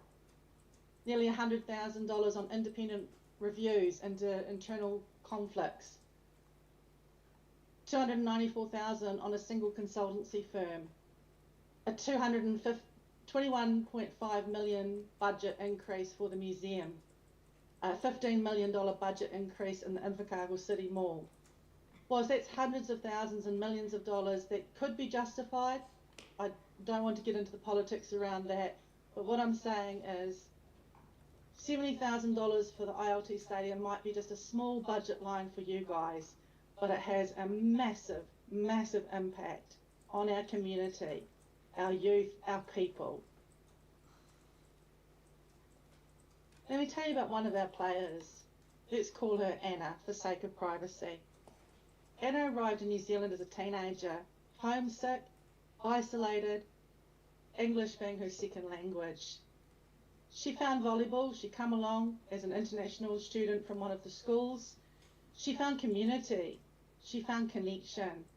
Today she's studying at SIT to be a nurse. She mentors our younger players, giving back to the city that welcomed her.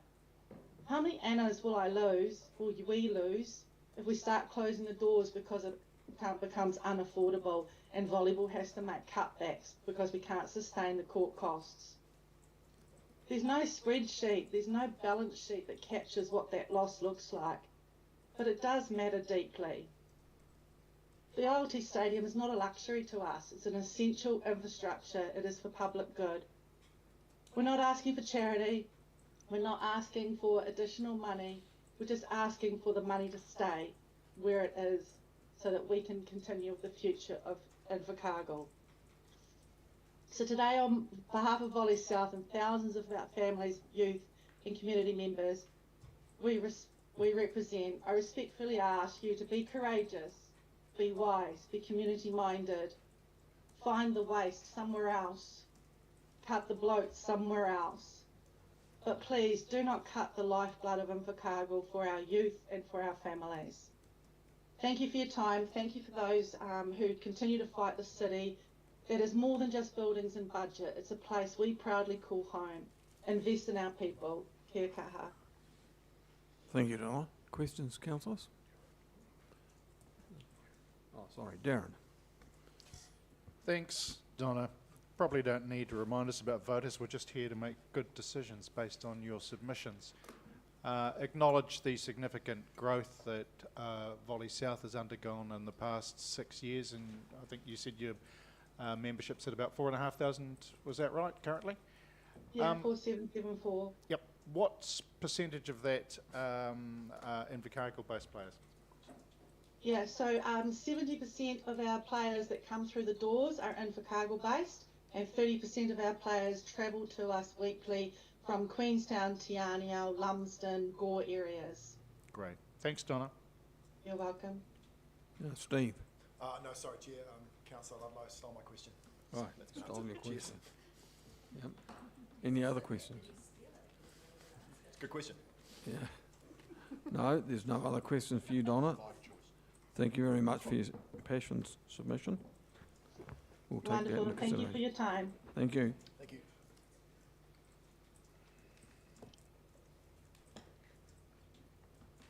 All right, Joan and Morgan, welcome.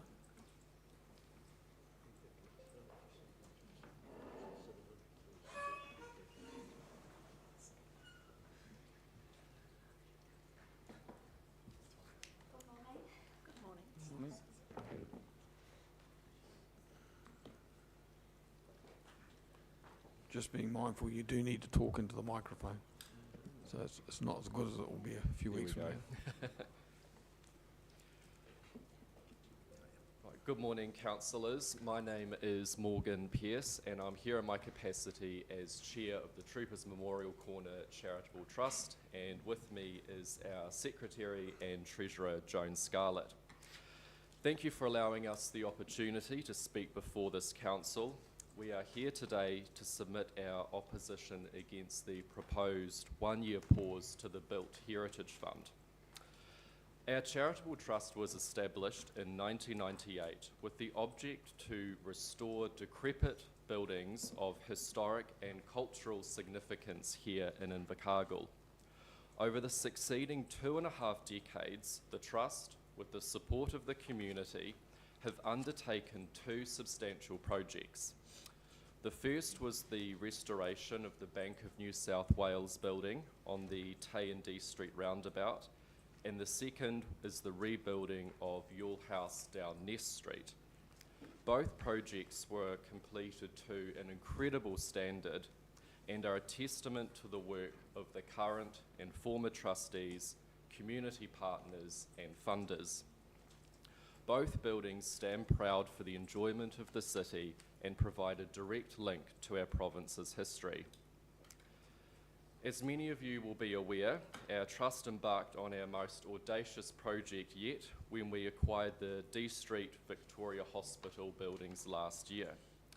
The restoration of this property will be a challenge, but a rewarding challenge, undertaken for the benefit of the Southland community. Whilst we're yet to begin physical works, rest assured that we've been working through the required assessments and reports with our professional advisors. We hope to embark on our first stage at the end of this year. We have invited council to tour the Victoria Hospital, and I was privileged to take councillors Crackett and Soper through the premises a few months ago. Our business plan sets out our intended use of the property. We envision a mixed use, being a museum or gallery, honouring the decades of maternity care, community rooms available for clubs and charities, and commercial space for lease. So far, our trust has enjoyed funding towards our project from the Built Heritage Fund of around $10,000. These funds have enabled us to reduce the cost of the engineering, structural and heritage assessments of the property. Such reports are a critical first step before any substantive restoration can occur. As we look to commence the restoration of the Victoria Hospital, long-term access to the Built Heritage Fund is essential. We would consider the fund as an important local source of our funding. Notwithstanding my prior contention, I want to make it clear that we are not before this council solely advancing the position of our trust, but to also advocate on behalf of the wider Invercargill community. It is our view that such a pause would risk undermining the cultural, economic and social fabric of our city. While the proposal to reallocate the Built Heritage Fund towards other council activities for economic reasons is acknowledged, we say the long-term consequences of pausing and possibly permanently ending heritage funding outweighs the short-term financial relief. Heritage is not a luxury, but it's a cornerstone of our city's identity, economic vitality and community pride. We are fortunate to be surrounded with many iconic heritage buildings which all tell the story of our city and distinguish us from other regional centres. Pausing funding risks neglecting these assets, leading to deterioration that could deter visitors and diminish our city's unique appeal. Heritage spaces foster community pride and connection. In summary, the Troopers Memorial Corner Charitable Trust supports the ongoing availability of the Built Heritage Fund because our heritage is valued and worth preserving. Thank you for your time. And I would just like to add to that, you've got the books going around that we have done in the last 22 years, I think it is. And I would like to say that heritage is not only about buildings or things that you can see, it's also about places, spaces and people. And we certainly found that out when we started even on 1 D Street. We had 140 people donated money, time and products to that building. And that was a commercial building. The next one, of course, and also too, if you look at the back of the, there is a poem from, not that one, Trish, I think one of the other ones that are going, that one there. Yeah, there's a poem from Linley Miller, I think, and that sums that up quite nicely. Also going to 11 Nest Street, and this is a residential property, and the connections that we had around the world from the Yule family was amazing. They also contributed to funds to do it up, and one of those books, I think you might have it, is Michelle Morrison from Auckland was a ancestor, and she has written a really good summary of exactly what happened to that building and its past as well. But she actually went into it a bit further, and the house, of course, was down the end of the block, and it was that block was owned by 2 people from Invercargill. Mueller was one, he was a surveyor, and Geslow, I think, was the other one. And Mueller was a surveyor. He also would become the Surveyor General from in the West Coast, and there's a river named after him. So we're going back to 1860s, and that most of these buildings are started. And also to the Yule one, Robert Duncan Yule, not the grandson of the original person, he became wing commander of the British Royal Air Force, and he was educated in Invercargill, and that is something I think that we can be really proud of. So that's what we say about the personal connections coming into these projects. And of course our next one is now a community building, so we anticipate we will have people around the world that know about it because they were either born there or they had somebody that died there. Now I've had 3 people say to me, my father died there. One woman said to me, my mother died there when I was a baby. And she said, and my neighbour brought me up. You know, so there's those kind of connections that it's very hard to see in bricks and mortar, but that's the kind of thing that we're dealing with. So we really do support the council supporting us in the future. Just a quick question for me to start with, Morgan. What's your vision for the hospital site once the restoration's completed? Do you continue to own it, or would you expect a third party to come in? No, as Joan said, we view the property really for the benefit of the Invercargill community. As Joan sort of alluded to, the first project was commercial based. I think everyone remembers Pumpkin Patch in there. I remember going there when I was a kid to get kitted out. Yule House was residential, and there was a long-term lease back to SIT. The Victoria Hospital, whilst it does look impressive from the road, once you're actually inside, there's a large floor area, and so we do envision a mixed use for the property. Obviously part of that will hark back to the original use, as we sort of see like a museum, but we do view it purely for community rooms available. You know, what I was suggesting though was who will actually own it once you've done the restoration? We will continue to own it. That's correct. Okay. At this time, not unless the council want to take it over? No, what I was thinking was that you made mention of the possible uses that included a gallery, and that's one of the issues that we're toying up with, is where's the future of art in the city? Do we have a large gallery? Do we have a series of pop-ups, which some cities have? I mean, there's still a huge debate in that area. Yeah, well, still would be open to considering any proposal like that from the council. Sure. We would like to talk closer to the council because there is opportunities there and we only see these in the paper. But I think this here should not be locked up. It should be for the community to see and perhaps even charge to make money out of it. It is treasure trove of gifts and arts revealed, and apparently they're stored in this building. That was in the paper a couple of years ago. But also I belong to another trust that has, this guy would dearly love to see the railway artefacts displayed somewhere. And the railway story of rail in Southland is huge.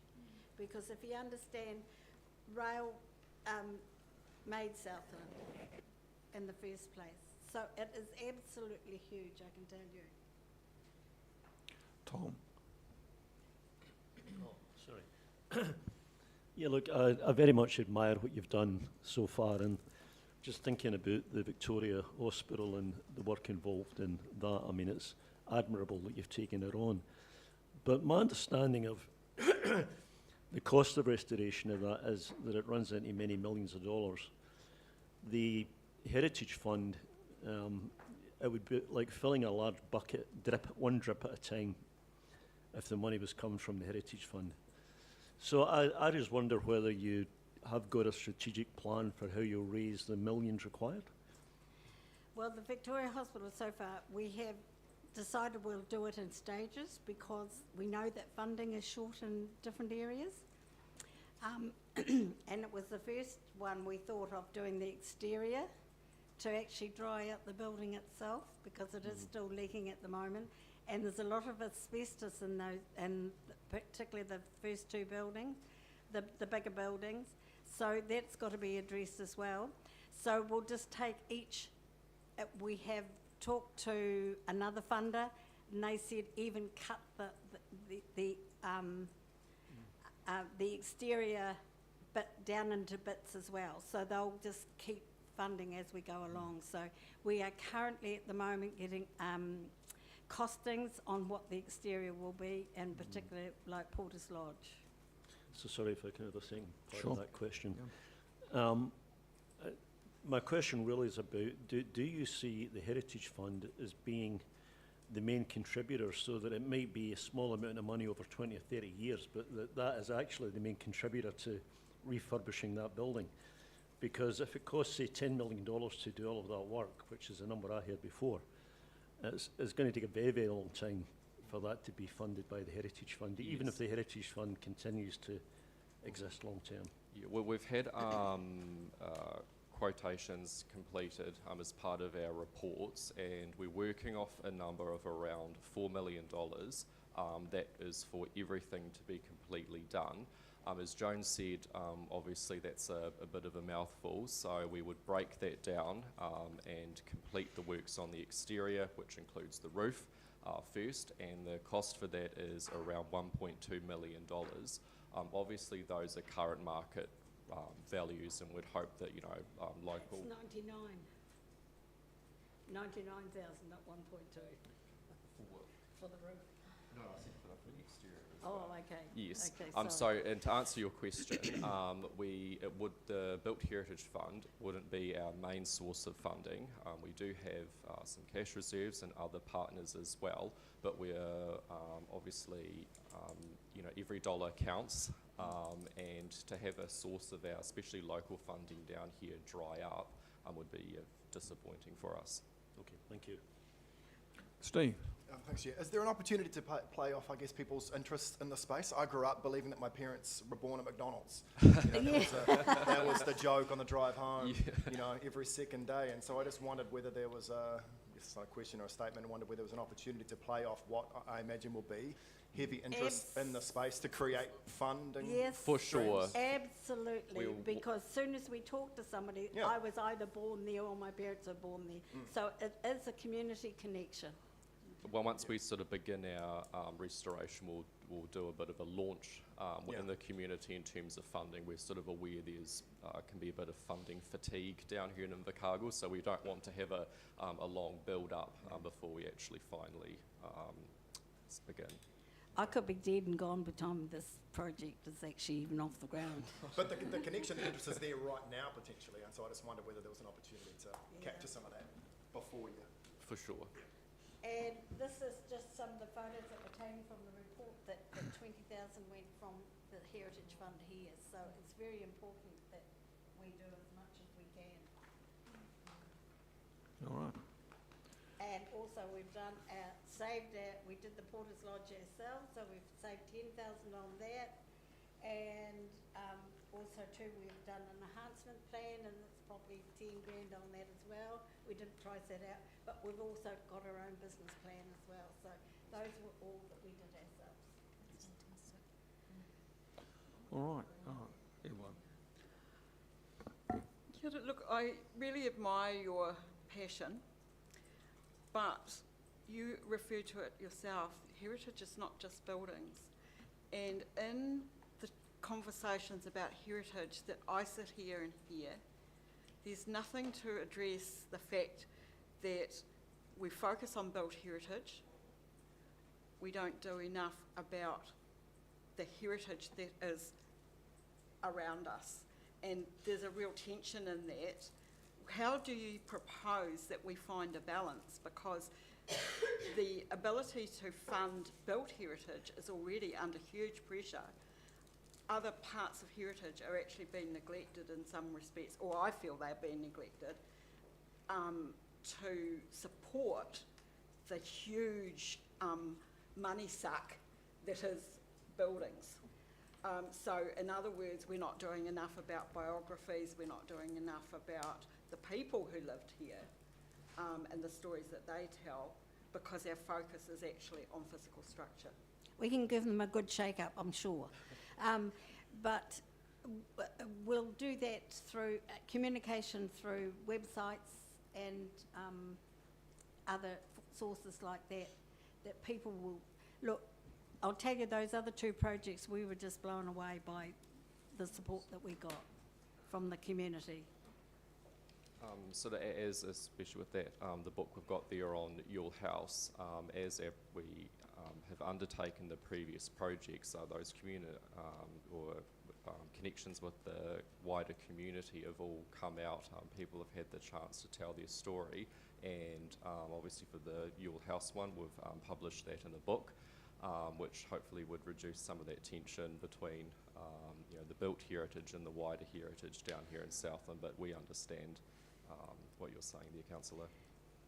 It may be that we have a room set aside so people actually can write the name down and say, I was born here or died here or whatever, or the rallies. You know, it's that kind of connection that we need to have with this building. Unlike Councillor Broad, I was actually born in what became the Ministry of Works, is now the College of Education. So I don't have that claim to fame that he has, or his parents do. Did you not come with fries? We can always adopt you. I did not come with fries. All right. That's the end And of it. thank you for the light moment that enabled as well. So thank you, Morgan and Joan, for the presentation. Thank you for that, And thank you councillors. for the time.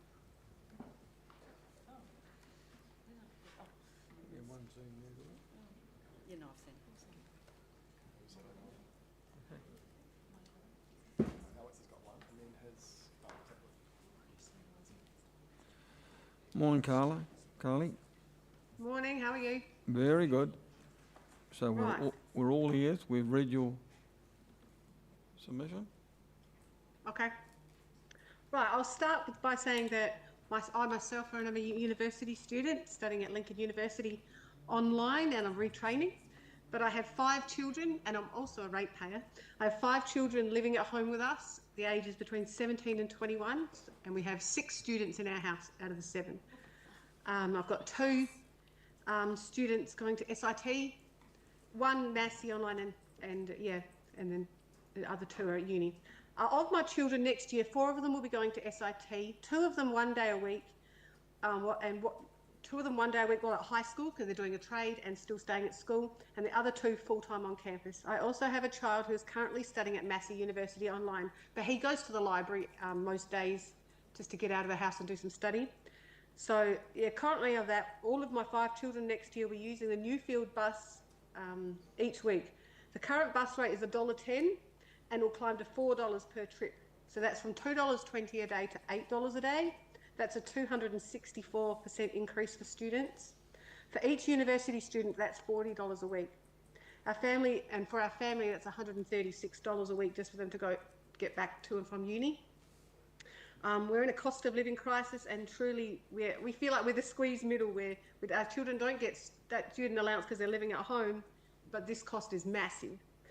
And I've done some research and found that of the 5,000 students that go to SRT, currently approximately 25% of them don't get student allowance, and if you don't get student allowance, you don't automatically get a concession, like a community services card. So then, yeah, 75% of them may not get that community services card discount on the bus. We also have international students who cannot get the community services card either, and they will have to pay the full adult price. So what am I asking for?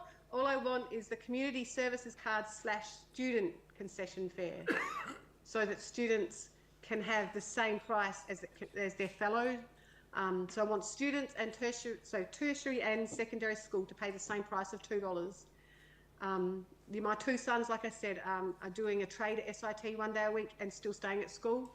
So they have to catch the bus and pay the full adult rate of $8 each a day, and they're only 17 and still at high school. I noted, I used to live in Palmerston North and they had free buses for students, and I understand that we can't do that. Our council is constrained by the size and the money, and I know we can't afford it, but all I'm asking is that high school and tertiary students pay all the same rate no matter who they are. So that's that one. And the second one is the timing of the last bus.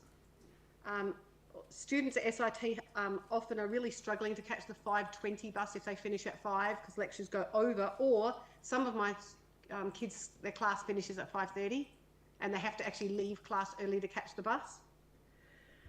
So it would be great if the last bus, and I'm all asking, is like say 5:40 or 5:45, because that would really mean a lot more people could catch it, as well as workers in town who finish at 5:30 could actually catch it. Because I've got a lot of friends in town who have now got rid of 1 car and they're trying to go down to 1 car family just because of the cost of living.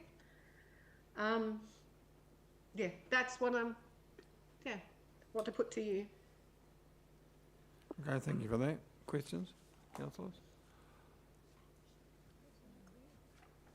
No, no questions for you. So that probably indicates that we know clearly what you're asking for, which is the evenisation, I guess, of tertiary and high school children, teenagers, and also some consideration on the last bus as well. So we'll take those things into account. And thank you very much for your time. Well, thank you for your time and thanks for listening. Okay, thank you. Bye.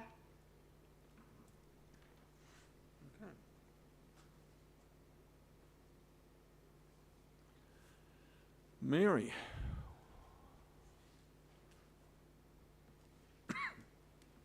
Welcome, and as long as you speak closely into that microphone, we'll be all good.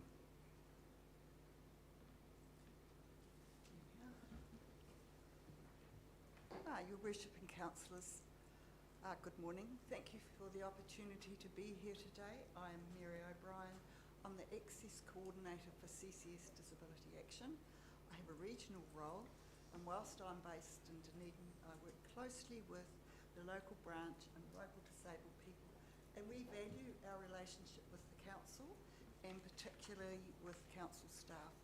We have firm relationships with a lot of people that are involved in areas where disability is important that it's addressed. We fully support the play strategy. Its implementation will benefit all residents and visitors.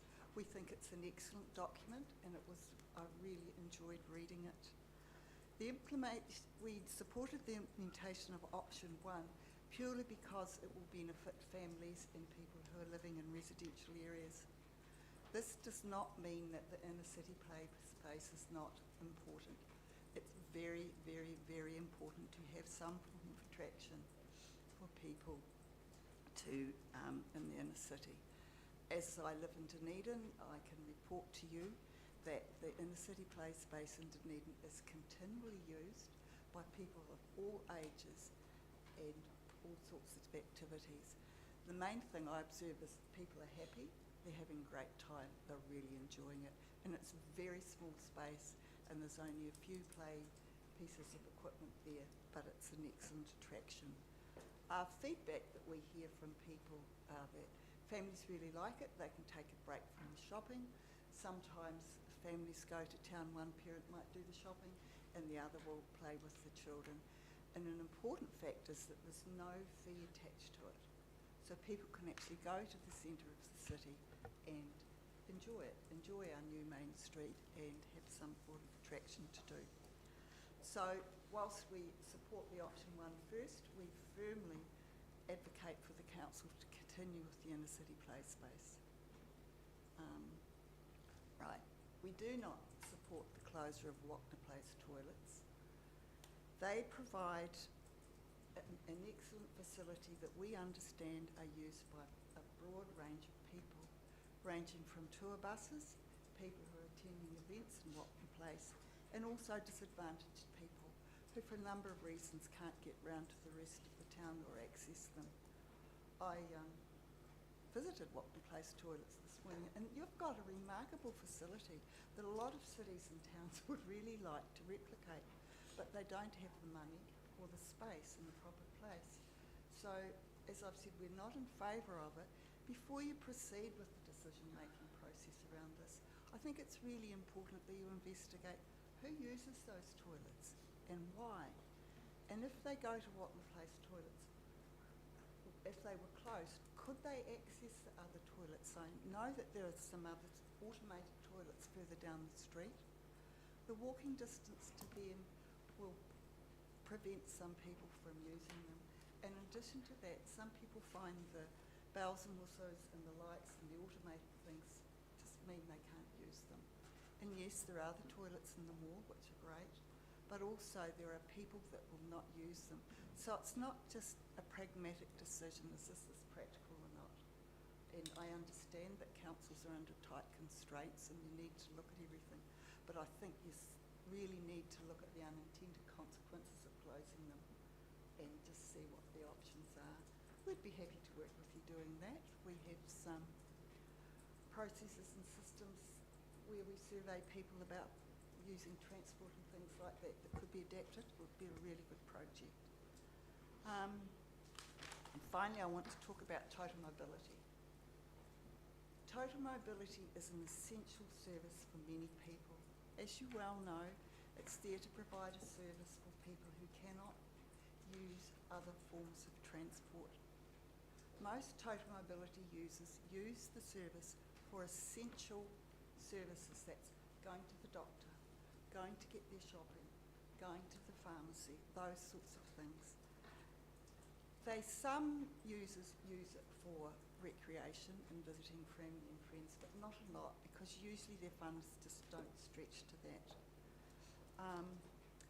In 2021, actually on 2022, NZTA published a survey of the transport experiences of disabled people in Aotearoa, New Zealand.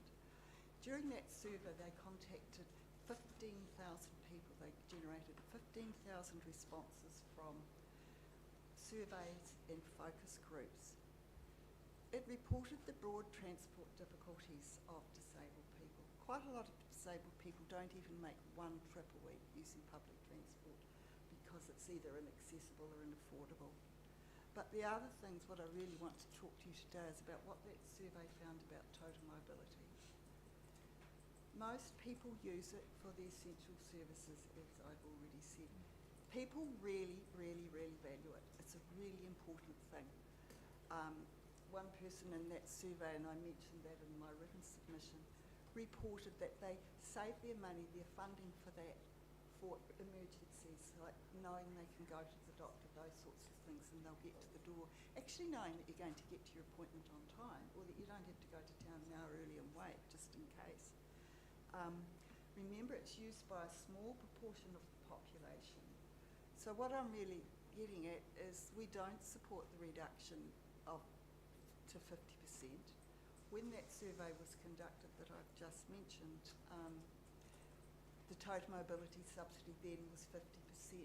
So remembering that we had 15,000 responses and a significant proportion of those people found that the subsidy wasn't enough to access essential services. So we strongly urge you to maintain the 75% subsidy. Another thing about total mobility is that a lot of users have fluctuating needs. For example, somebody with low vision may need to use it at night time, but not in the day, those sorts of things.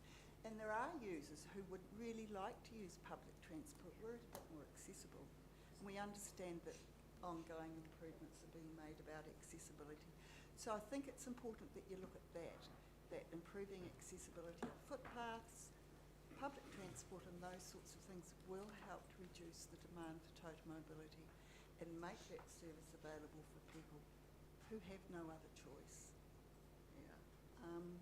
That's all I want to say about that. And just to finish off, we don't support a reduction in funding the community wellbeing projects. So thank you very much for the opportunity to be here. Yes, so I've got a couple to start with. The previous support of 75%, which is now being suggested should be 50%, meant that the client paid 25%. Sorry, I didn't quite get So previously supported at 75%, that was a subsidy, Yes, which meant that the client would pay the 25%. that's right, up to a certain cap. Sure, I understand that. Are you aware that some providers, some taxi companies, don't charge the client for the 25%? They just charge them for the, well, they don't charge them, they just recover the 75% subsidy. And in your view, does that encourage more people to use those providers more often? Would they go out more often if there was no cost to them? So that's one question, I guess. Okay. Across New Zealand, there has been an increase in the use of total mobility, and some of the factors that contribute to that are the population's ageing. There's possibly a little bit more awareness of total mobility. And disabled people who use total mobility over the last year or so have lost a lot of their funding that previously they would have been able to use to fund another taxi or another way of transport. So those are three things. It's not straightforward. I can't really comment on whether or not more people would, you know, we all would make use of a bargain or something. But I also think there are a lot of other things about total mobility that are important. A lot of people will be loyal to their usual provider because of the way they treat them and they know their needs and look after them well. So a cheaper fare is not going to make any difference. I haven't heard of that happening anywhere else. I think it would make some difference, but I think you would find that the majority of people would still be sticking to their usual trips. And there are other reasons for that, in fact, that often total mobility users are not well. They don't have a lot of energy, so they're not going to be going out and about all the time. So obviously I can't give you a full answer about that because there's a lot of complexities, but on the whole I would say probably not. Yep.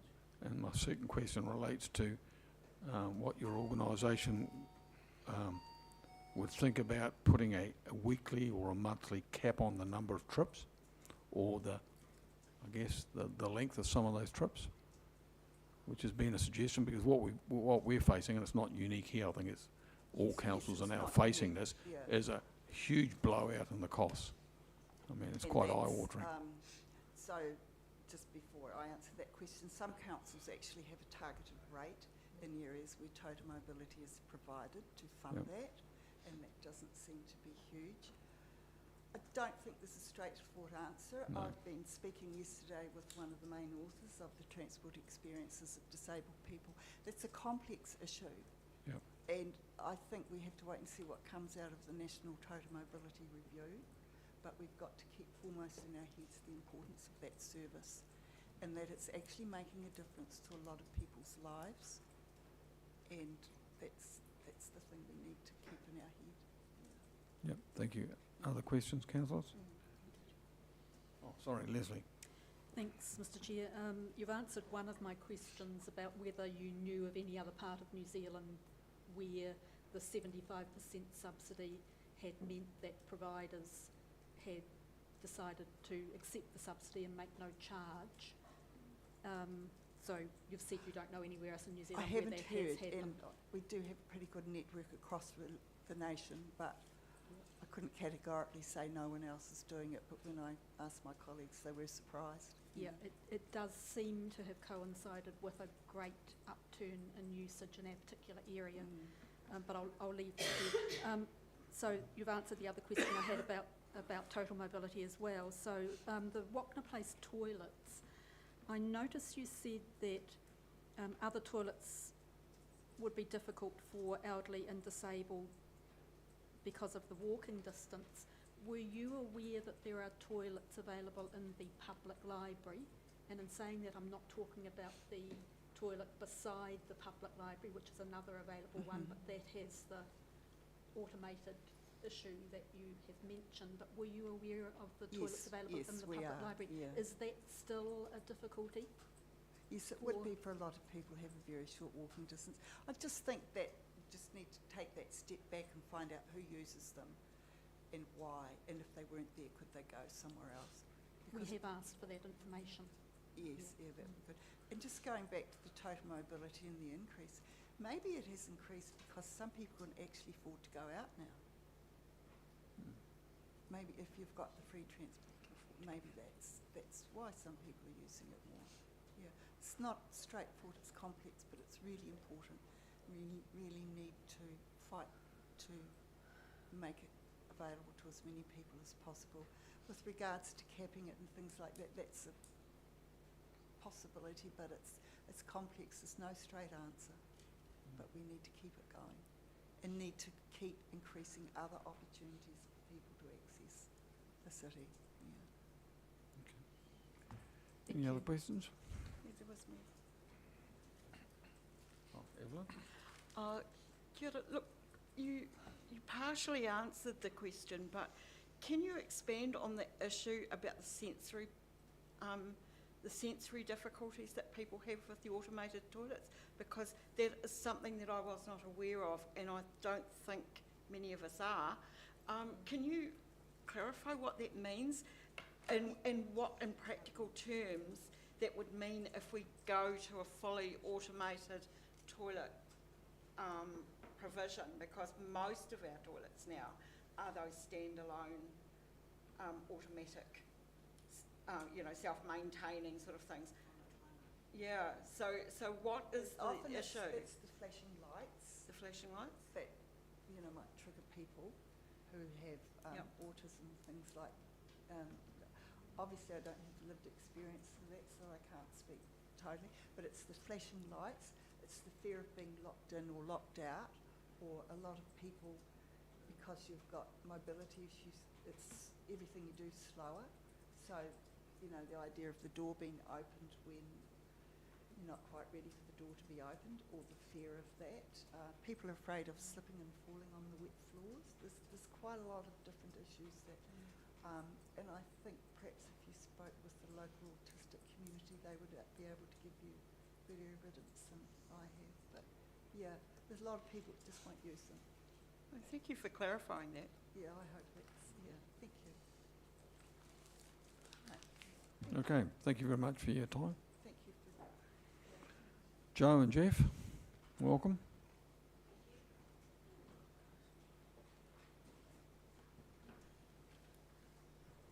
So we've already had some speakers make reference to the stadium funding. So Volley South and South Alive and other organisations as well. Thank you.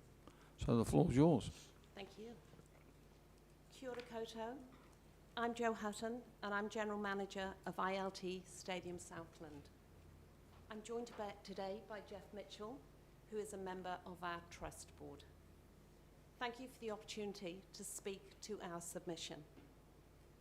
Prior to starting my role, I thought I knew the stadium pretty well, as I was a regular visitor. But working there, I've come to understand just how deeply the stadium is woven into the lives of so many people in Invercargill. It's not just a venue, it's a hub of connection, well-being, culture, celebration, and belonging. Last year, over 490,000 people walked through the doors of the stadium. That's equivalent to around 10 visits for every person that lives in Invercargill. The stadium isn't just a busy building, it's Southland's most visited venue and the heart of our community. From international netball matches and sold-out concerts to community sport, walking groups, and cultural festivals, the stadium is where our people come together, no matter their age, background, or ability. Council maintaining the current level of funding is essential to keep the stadium running to its current standard. As we already manage a lean budget, the impact of a cut in funding would be widespread. If funding is reduced, court hire and event fees will have to rise significantly. This means that local families may no longer be able to afford to participate or even come to watch their kids play sport if an entry fee is introduced. Community festivals like Diwali, Relay for Life, Polyfest, and the Multicultural Food Festival, all which rely on discounted rates, could face challenges if they cannot secure more funding. Major events that bring people and money to our city and benefit local businesses may go elsewhere if we cannot maintain the high standards of the venue as demanded by national bodies and promoters.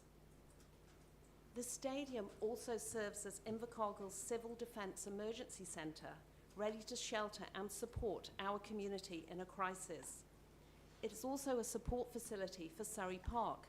We provide free access to toilets, water and shelter for thousands of people, their outdoor athletes and spectators. It is also a weather-protected play venue as identified in ICC's draft play strategy as crucial to delivering accessible play opportunities year-round. The proposed funding cut is $70,000. That's a rates impact of minus 0.14% or just under $3 per rateable property per year. If funding is cut, we risk losing for our community access to our wonderful facilities, services and events that play such a big part in Invercargill's social, cultural and economic life. The cost of running the stadium is increasing year on year. For example, gas and electricity has increased around 15% and minimum wage increased 11% over the last 3 years. The stadium is now 11 years old on from the rebuild, and the velodrome is 19 years old. And required maintenance and upgrades are becoming more frequent. We work to a 15-year asset management plan for capital expenditure to keep the stadium functioning and very well maintained. Over a 2-year period, examples of this are LED floodlights, which are required for televised games, a full hard sand back and recoat of our community courts, roof panel replacements, and velodrome track resanding. The combined cost of these was over $500,000. We are working hard to increase revenue, such as expanding our food and beverage offer, introducing more programs, and actively working on attracting more events. But no internal efficiencies will offset a funding cut of this scale without affecting services and the affordability for our community. Stadium Southland is an investment in our city, an investment in health, connection, and the economic prosperity of Invercargill.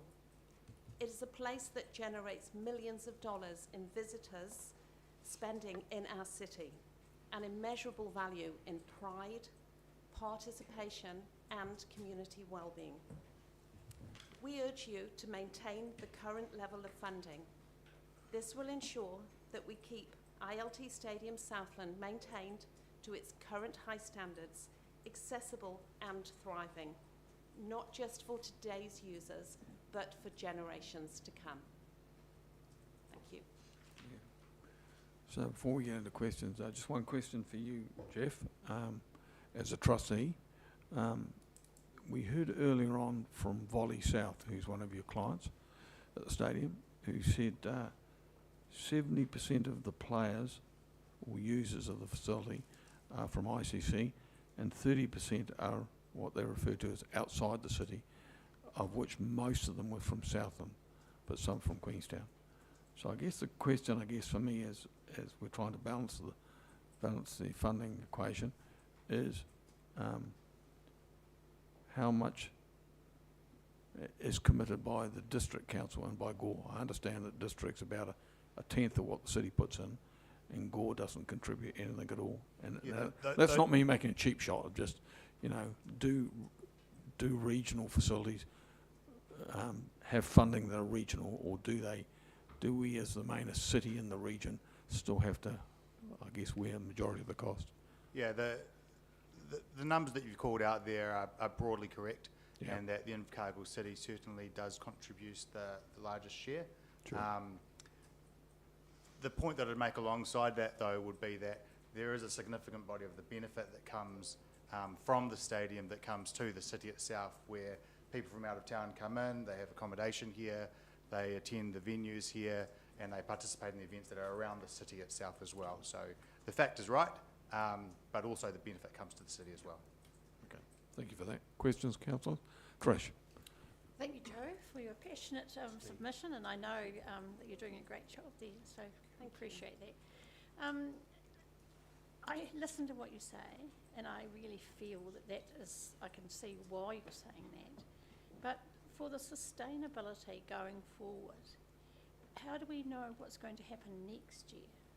And then so on. So say, for example, we didn't make the cut, but yet next year we had to make a cut, or a proposed cut. Are there any plans that you have in place for addressing that lowering of funding? So we are certainly working on our own revenue coming in. The food and beverage is an area that I see as a big opportunity for us. Our fees also go up each year. That's something which we do keep in line with inflation. But also it's the value that we're giving back to the city, which is just so important. We carefully manage our 15-year asset management plan, so we are very comfortable with, where we're sitting if we just keep going. But if we take a cut of 70,000, because we are managing so closely at the moment, that is where I think the pain could be really felt by the citizens of, our city as well. Further question, please? Yeah, sure. So, say we didn't make the cut, would those costs still go up for those teams? Like, you've obviously put some budgeting in place for moving forward, so you've put increased costs. Yes. And so we've heard this morning that increased costs may be of huge disadvantage to some communities. Would anything change if we didn't, if we reinstated the funding? Yes, absolutely. We would not have to make significant increases to our costs. It would just be the normal inflation level that we would carry on with, as we have now. Yeah. Steve. Thanks, Chair. Thanks for your presentation. I've spent a lot of the last few weeks, reflecting on the part that the stadium has played in just even my own life and my family's life. And it's, I agree, it's a part of who we are, so this is a challenging decision to make.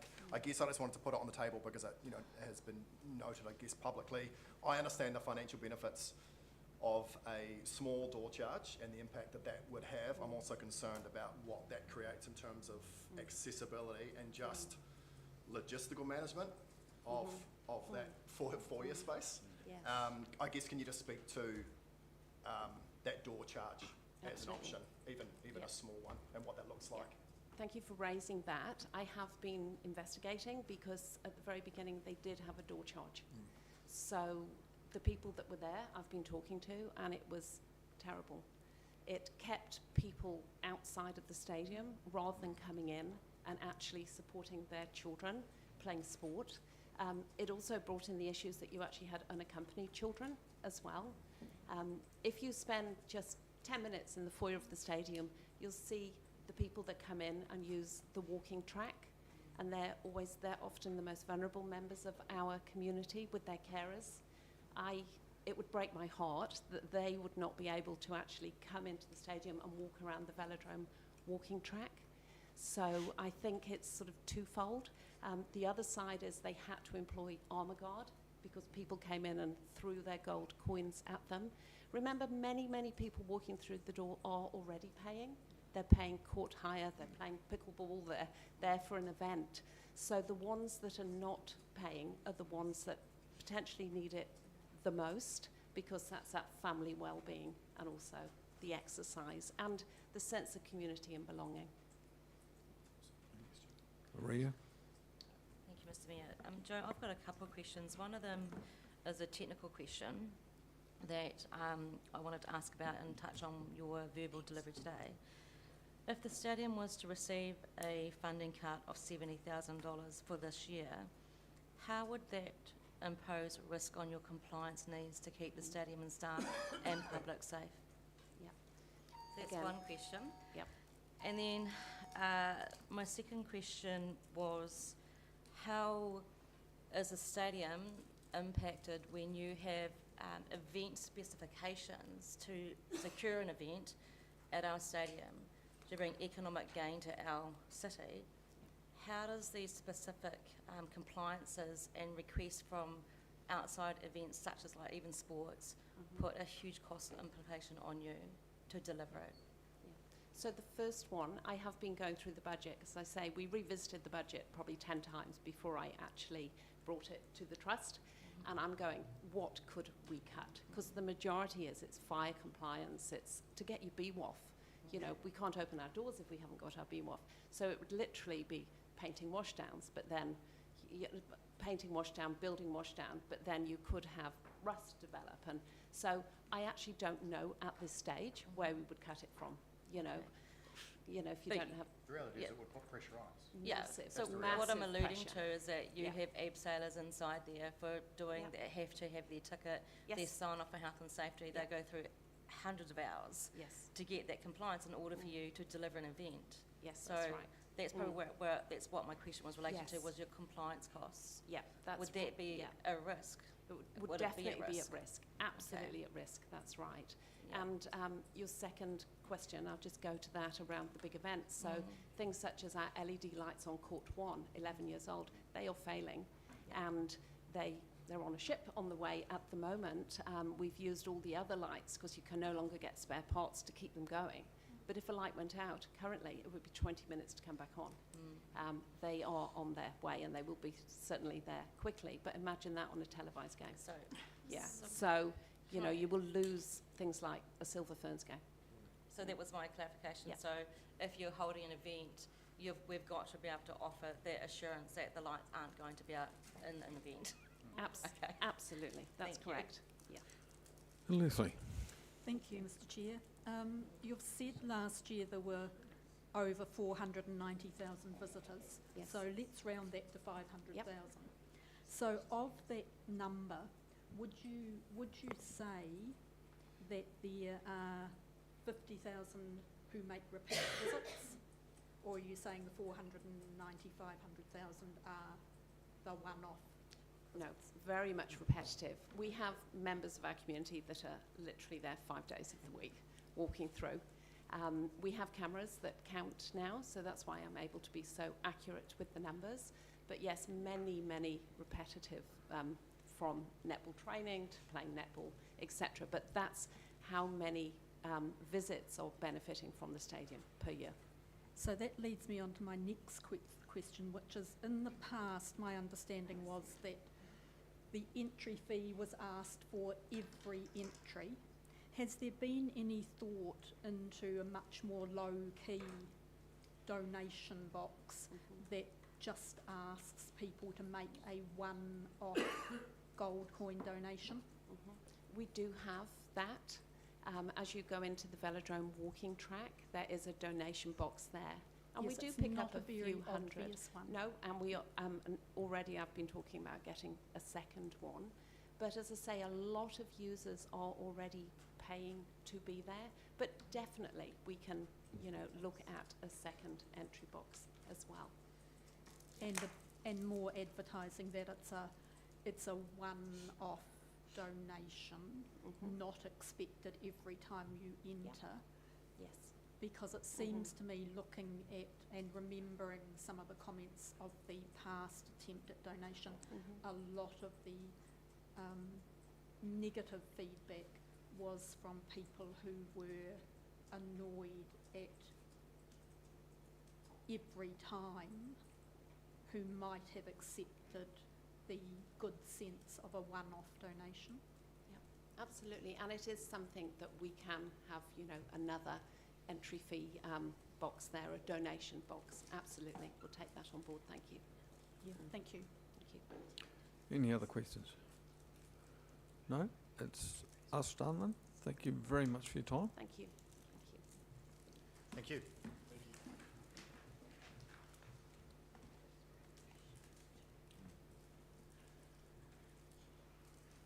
Just going to continue on. Just going to continue on. Yep. So Hamish and Sarah. Oh. Just Hamish. Welcome. G'day, how's things? Yeah, I'm here in relation to the stormwater adjustment to the city boundaries. I'm a resident at 145 McIver Road. We built property there 4 years ago. We're on tank water. We've got 3 water tanks that our stormwater goes into. When we're going through the building process, we had to design an overflow to those water tank systems in the form of a soakage pit. So any water that flows out of our water tanks goes into the soakage pit. It doesn't go into a stormwater connection. We don't have a stormwater connection. I was just wanting to seek clarification, you know, about the adjustment to boundaries, given that we don't discharge or have a stormwater connection. So I can probably help with that, and I can get the Chief Executive to write to you about that, which will clarify it. But my understanding is that if you are not connected to a stormwater system, or the water on your property does not flow to an open ditch, which is considered similar as well, then you're not covered. Because the same issue has been raised with some residents in Otatara and slightly beyond as well. So they sit back from the ditch, so unless it runs, you're not there. If you pipe into it, that's a different ballgame. Yeah, we received a letter in the mail regarding next year's rates, and it was an increase of over $500 per annum for that. Yeah, and I have put a submission in to ICC, but yeah, haven't had anything back on that. Yep. I'll get somebody to...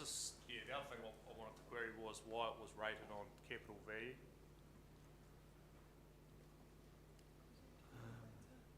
That I can't personally answer that for you. Yeah. But again, I'll get the Chief Executive to write to you. He'll review your property situation as well. Yeah. To look at how you're managing the stormwater system. And if you're not imposing your stormwater into the city system, then you should be exempt from that. Yeah. That's my I understanding. think there's quite a contingent of properties Sure. along my road that fall into the same category. Yeah. Okay. Thank you. Excellent. Okay.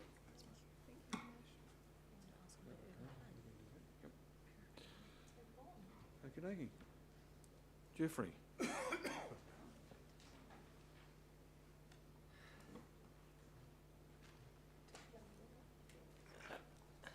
Welcome. Thank you. I'm Jeff Mann. I live at 185 Orient Road, and I'm here to talk about the being included in the drainage new boundary. This is the letter I've received. Stormwater services are funded through a targeted rate for properties that have access to these services.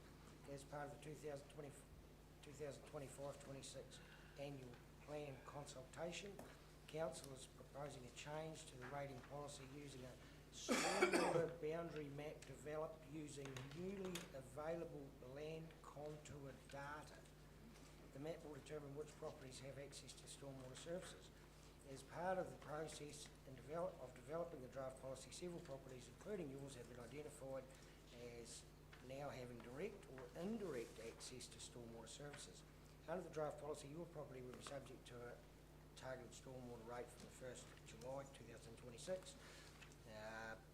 Targeted stormwater calculated based on capital value, combined estimate $296 a year.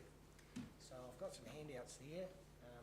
Just bear with me. They're all numbered. So if you just 1 through to 15, there's 3 handouts, but 1 through to 16, sorry. So if you could just put those in order. And what I want to do is just give you a walk through my property, basically, so you can sort of understand where I'm at.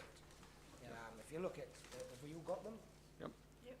Right, so page 1, that's looking west from my driveway. Now, if you look at that, that's uphill, so it's pretty easy to see at that second pair pole there. The shoulder of the road runs down across that piece of lawn, and then there is a drain which runs directly from that pair pole to where I'm standing. So there, what doesn't go down that drain runs into my property, unfortunately, and there is a lot of water comes down there in the winter time. If you go to number 2, that's looking in the other direction. That's at 183 Orient Road, standing on my driveway but looking at the neighbour's driveway. You'll see a piece of clay on the right there, just under those trees. And if you look at page 3, that's the same piece of clay in the top right-hand corner, and that is the drain, where it exits, where it comes down Orient Road, through across the front of my property, and it goes into that drain. You see an old tile there. Well, once upon a time there was a tile drain that went down there. It still is, but it's blocked. It's been blocked for years. So, basically, water, it's just relying on seepage there. There's no actual drainage. If you go to number 4, that's further down that road, almost to the end of the neighbour's property. You'll see that's a plastic drum in the ground, and you'll see a tile drain coming into that on the right. So that tile drain is the drain that runs down that roadway, but it doesn't run at all. So if you look at the drainage plan, the big drainage plan that I've got there, which I think you have, my property, you see at the bottom there it's got ditch at the bottom right hand side. So my property is, you see that yellow line that runs from the ditch up to a pond there, or just above a pond. Yeah, you all see that? In actual fact, that pond is where that water runs to. We'll get to that soon, but if we go up the page to Orient Road, you'll see a series of yellow drains sort of all around my property there. So rumoured culvert drain overflow to south. So that water there comes, when the drain across the road floods, the yellow drain, it runs across the road and it goes down and through my property, and you'll see it runs back up to the road again. see that? So that drum is where it runs back up the road. Now, in order to get that drain, to process that water that I inherit, I've had to cut the drain through the trees in the neighbour's property and hard pipe it, and then where it comes out onto the road, into that drum, you'll see that's one of those 6-inch drains there. The bigger drain on the left-hand side was put in by me. I think 3 lengths of 10-inch drain there, which runs down the road. Now that goes into a drain that actually works. That will never flood there. But there's very low-lying land, and it's very difficult to get that water into there. I have achieved it, but by taking the water from the road down through my property and back up to the road, because I can't get this drain cleaned out under the neighbour's hedge. So that's that part of the situation, the front part. If you go to number 5, that is another sump which is in the on the yellow drain where it comes across the road and down through my property. That's there. So that processes the water off the road, and then it runs into, at the top of that page you'll see a drain there that runs into there, through the trees and down to the previous sump.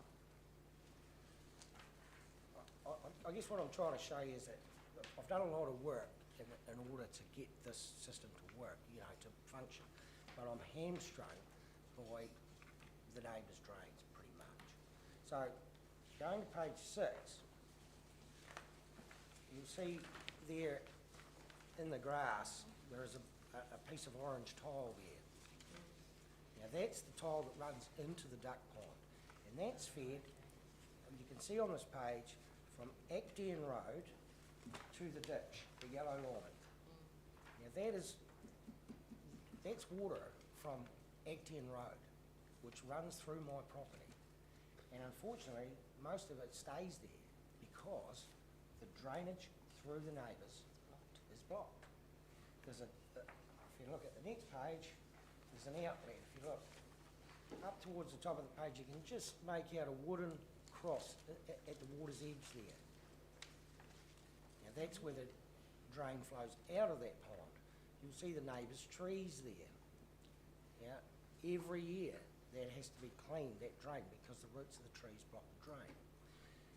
Further along, in the next not the next property over, but the property further over,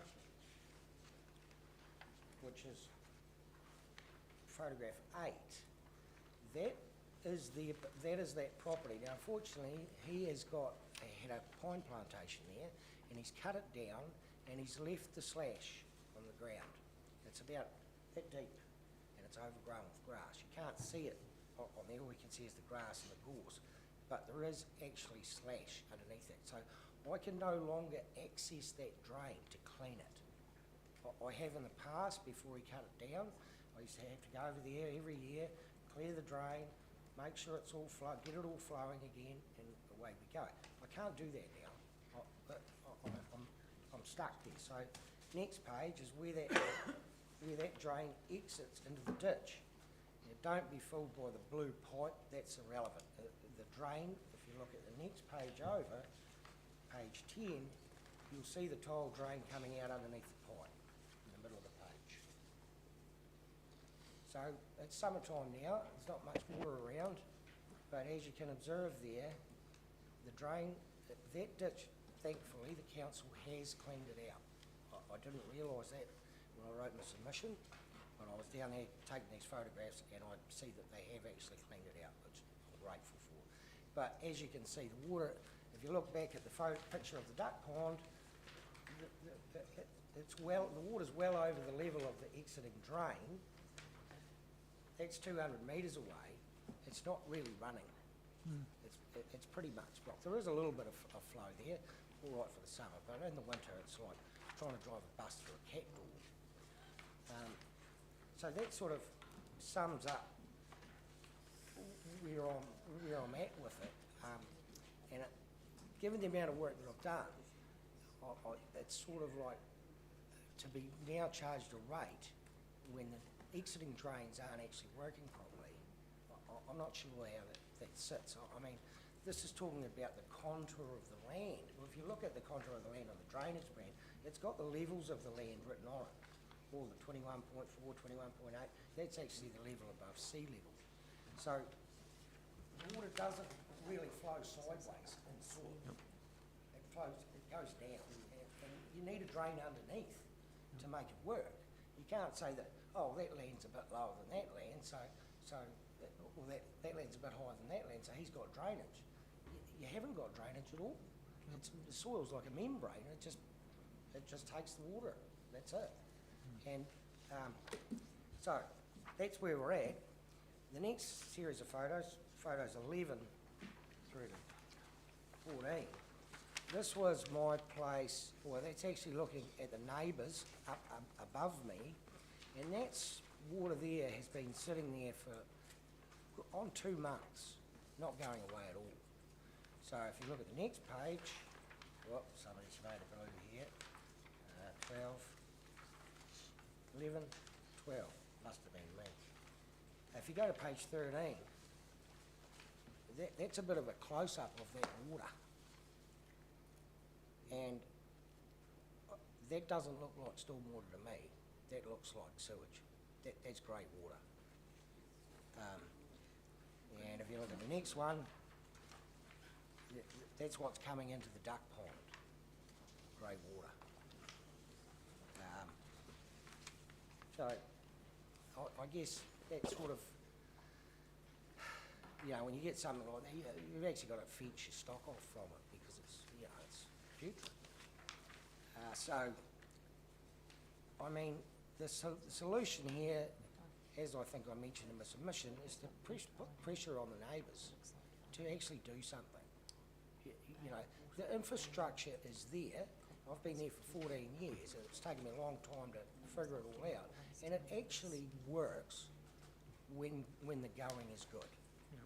So, the ditch onto Minerva Road, that it's been cleaned out, but they haven't quite got the full right.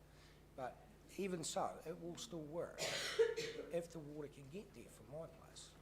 So I'm sort of like, I'm prepared to pay the rate if something happens that, the water at the front goes away and the water at the back goes away. I guess that's about the whole summary. So Jeff, let me clarify. The issue is that it's council water that I'm dealing with. I mean, the drain would probably take the water that lands on my property, but I just cannot deal with the stuff from Acton Road and further up Orion Road. It's a very difficult situation. Demoralising would be a good word. Sure. So, that's about me. So, a couple of things about that. We've had several submissions on stormwater so far. Certainly when we had a previous meeting about it and we discussed the possibility of having a wider rateable base, that comes with some consequences for council as well. So if you want a rate for stormwater, then the stormwater system's got to work for those that are paying the rates. And so we've had some discussion about that because a number of people in Otatara fall into that category. They've already got stormwater ditches, which technically they fall into off their properties, but the ditches are so clogged up and congested that it doesn't flow anywhere. It just sits in the ditch or sits on the property until the property resolves it by way of absorbing into the sandy area. So that's, I guess, the overall arching thing. I'm just whispering before to Michael, who's the Chief Executive, and so we'll get a site visit for you so that we can look at the wider issues that you've got, which are not just peculiar to your site, but also to the adjoining areas as well. So somebody will come out and have a look at that to see if it's functioning, or if it's not, then why it's not functioning, so that if you are then required to pay a rate, then you can expect to get the service that the rate provides. I agree. Happy for that to happen. Any other questions, councillors? Yeah, Barry. Yeah, I can sympathise with it because I had a section in Deborah Road in Winton, and all the neighbours had trees and all the drains were blocked. They still are. So have you approached the neighbours? Yes, I have one of them, yeah, the neighbour next to me, yes, not very interested in spending any money. Yeah, I struck the same. But, you know, everybody's got to do their bit in these rural areas, or otherwise the place will end up just a complete swamp. Yeah. And I personally, look, I think that if you can't prove that the water that's coming to your property is going off your property, you should be charged $1,000 rate until such time as you can prove it. And it's not a huge amount of money for these guys to fix their drains. Yeah. It's not that much money, really, in the big scheme of things. So if this rate was going to make that happen, that's all good. But I was never included in that area simply because we get it. We get the water, and that's why we weren't included in it originally. And you know, the original where that rate is paid, the Macquarie drainage rate, I don't see a lot of activity on maintaining that system at all. In fact, I've barely seen any of it except for the ditch that was cleaned out for me. You know, further around the neighbourhood, there's not much diggers and cleaning out going on. There is further down Orion Road, but I think that's the district council that cleans that ditch. I'm not 100% sure on that. But it's such a shame that that ditch runs perfectly, but I'm 150 metres short of getting my water to there because of the neighbours. Oh, thanks for that. I can sympathise for you. Thanks. Ringy. Thank you. Look, you've got the stormwater thing which is highlighted, and you've hopefully that will be sorted. The grey water. Now you clearly identified that as different. And have you lodged a complaint with council about? I talked to the council about it. Yeah, it was a one-off event due to all the water we had in the winter. Yeah, if that drain flows properly, that'll never happen. It shouldn't happen. It's basically that the people's because that water can't get away, the water table comes up further up, probably on Acton Road there somewhere, and eventually that water has to go. So there's so-called floods, and it ends up a lot of so-called overflows go into the drain. I know that's not. So you're talking human sewage. Yep, I would imagine that's what it was. Well, it's grey water, isn't it? Yeah. No. So that if the drain ran properly, I don't think that would be an issue again. But at the moment, with that drain not running that well, and that was prior to the ditch to be being cleaned out, to be fair, but we'll find out this winter. Okay. Thank you. Okay. Thank you very much for your time. Thank you very much for your time. Thank you. Cheers. Thank you. Thank you.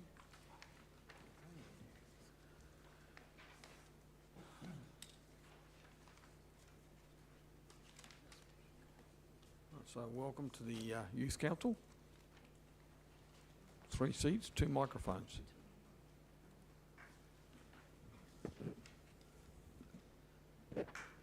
Kia ora, ko Nagas toku ingoa. Ko lewa toko ingoa. Kia ora, ko Amy toku ingoa. We're here on behalf of the Youth Council and representing their views. Firstly, we'd like to thank you all for giving us the opportunity to give in our input on the annual plan of 2025, and we'll just begin with our submission. Yep, so we'd just like to speak on the Youth Council as a whole, so we're representing them, and the submission that we made during our meetings. First, we'd like to touch on the bus fares, fees and increases in price.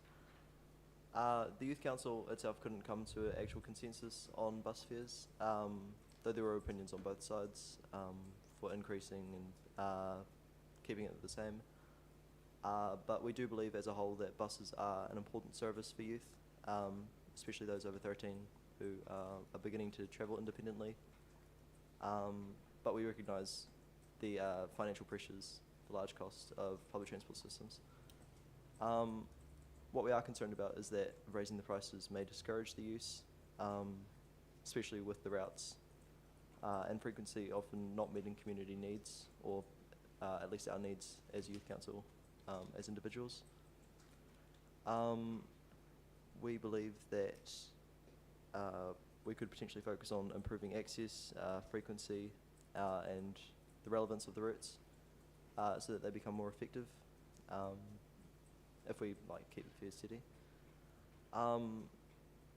But yeah, we believe if buses ran more often and were connected better to schools and suburbs, key destinations, this would be very beneficial for young people. Regarding the regional public transport plan, yeah, we felt there was a bit of a lack of engagement between council and youth council on the regional public transport plan. What we mean by this is we would have liked to have been involved in workshopping and discussing this prior to its involvement with the annual plan. We think that the process as it is isn't going to the consultation isn't going to influence much of how it is delivered in the end, as we don't think it's been addressed enough or well enough to the public in the annual plan itself. The regional public transport plan is a sentence under fees and charges, and then the actual document, while it is attached, not everyone may be able to find that. Yeah, that's us for transport. Perfect. I'd just like to touch base on the urban play and Splash Palace. Splash Palace is also a great accessible mode of both fitness and employment for many youth in Invercargill. So we believe that increasing the rates would deter youth from going to Splash Palace, and the same goes for the more older generation. We do support the increasing for adult prices, but we'd like a little bit more of a definition for the youth prices and how we define youth and what age groups they are. That's our stance on that one. And then for urban play, we are very in support of having a more centralised model of urban play like we see in Queen's Park. We believe that is so beneficial, and it's an accessible place for youth as it's a hub for buses, and we believe that having more urban play there would increase foot traffic and boost the economy for the more local businesses and small businesses in the city centre. The Youth Council were able to come to a decision for the water service delivery. We agreed with Council's preferred decision.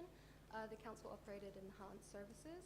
We just think this is the most beneficial, the most cost-effective long-term wise, and it avoids, financial burdens being placed in the future when it's needed, and then it just leverages the local workforce that we already have here. Thank you. All right. Just a quick feedback from me, or a couple of questions from me. Really interested in the view that maybe the adult rates could go up at Splash Palace, but that gets softened for young people to encourage them to participate early, I guess, which is a really nice thing that we hadn't really thought about. The issue of the buses, I'd be interested to know your view on that. If you've seen the documentation that's come out about the buses and bus rates, we're facing huge escalation in cost because of the government withdrawing from it, and they want us to make bus systems more user pays. So there's a real balance between that. A good example is we provide a library free to everybody, so there's no user pay there other than paying rates. But over in the Splash Palace, we have user pay, and over at the stadium, we have some user pays through fees, but not entry user pays. So just interested in your views on whether ratepayers in general should subsidise more of the buses, or whether there's a bit of a balance on whether the people that use the buses should pay a little bit more than they currently do. Yeah, we understand that there is an increase on charges and fees, but we are here, we've got the understanding that it is going to make it, if there is an increase in price, it will make it more difficult on youth. It will become a deterrent for public transport. That will be unsafe, and it just limits accessibility around the city. Yep, we've had quite a bit of feedback about that. Questions, councillors? Ria. Thank you, Mr Mayor. Thank you for your submission. I found them to be very informative in the areas that you wish to cover. One of the ones that I wanted to touch on was the bus fares, the bus routes or routes, the areas of coverage from Clifton into the city and the areas that aren't utilised by buses. So my question is, would you agree with some submitters and people that have given us feedback that the bus timetable is not sufficient to meet student needs in and out of the city, nor employment needs or safety needs, and that the pricing increase would further put demands on mum and dad to pick up and drop off people going to work or school? So it's one question. Perfect, thank you. During our discussions in the Youth Council, we did see that pattern. A lot of the Youth councillors expressed that they didn't feel that the times were adequate enough for their jobs and their extracurricular activities. So we do see that as a mode of improvement, and we believe that that would be a lot more beneficial if they were more up to date with the school times at the moment and what times are busiest in the city and the CBD. Okay, and my second question is from the feedback and consultation and the commentary that members of the public have given us in our consultation time. One of the things that were mentioned was that we don't have cool enough bus drivers, that they're too grumpy and intimidate the youth. Would you agree with that statement? Do we need cooler bus drivers that play music in their buses?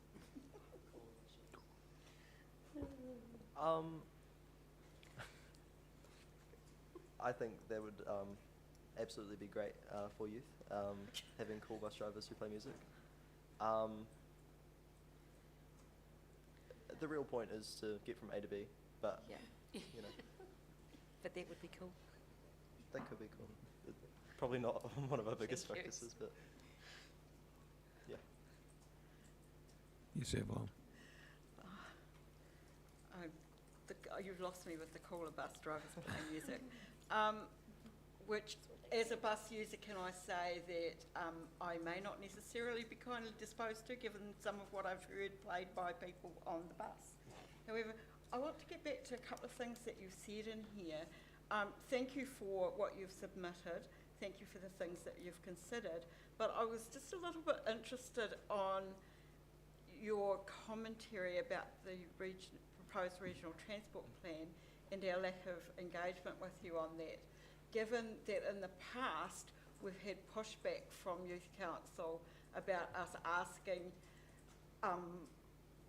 for comment on things that you're not particularly feel that you should be making the decision on. There's a very fine line.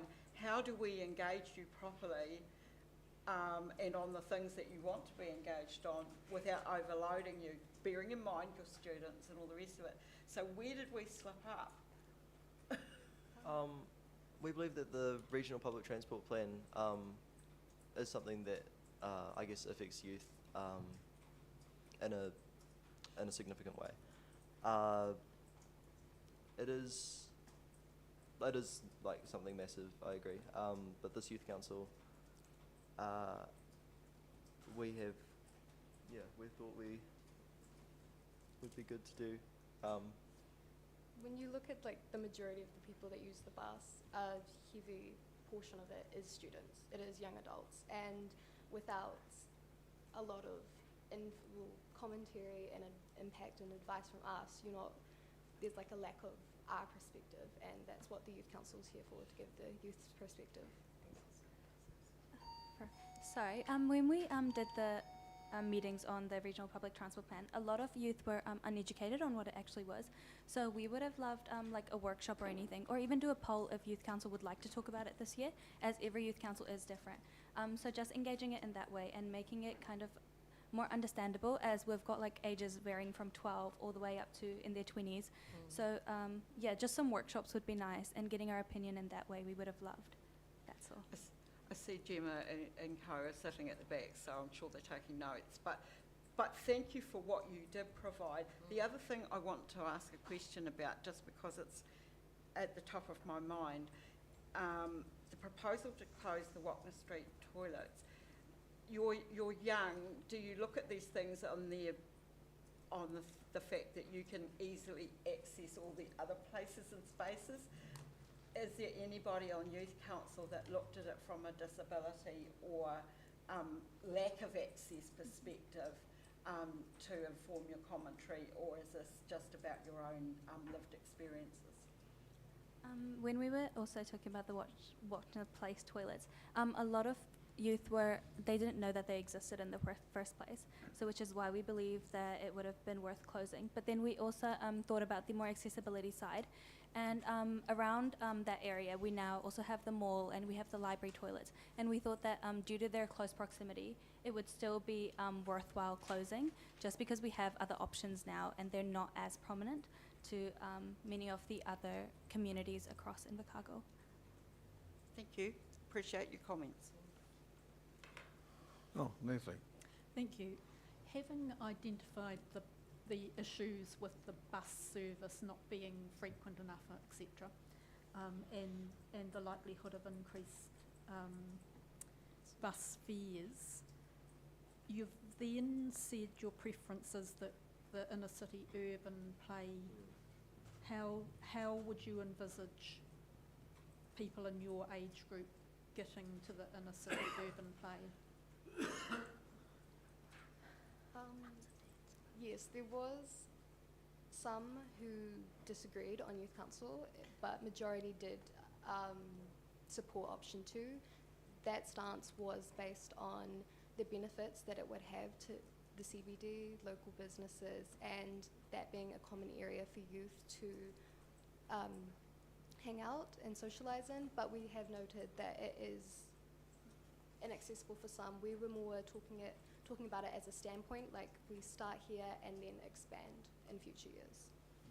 So the accessibility would be parents dropping you off rather than using buses? I mean, it would differ for everyone's situation, but yes, it could be the option, but it does differ. Thank you. Any other questions, councillors? No? All right, excellent. Thank you very much for your presentation. Always appreciated. Thank you. Thank you. Thank you.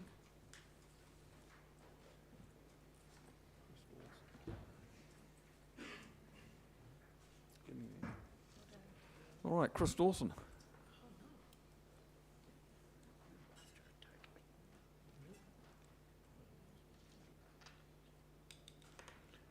And welcome.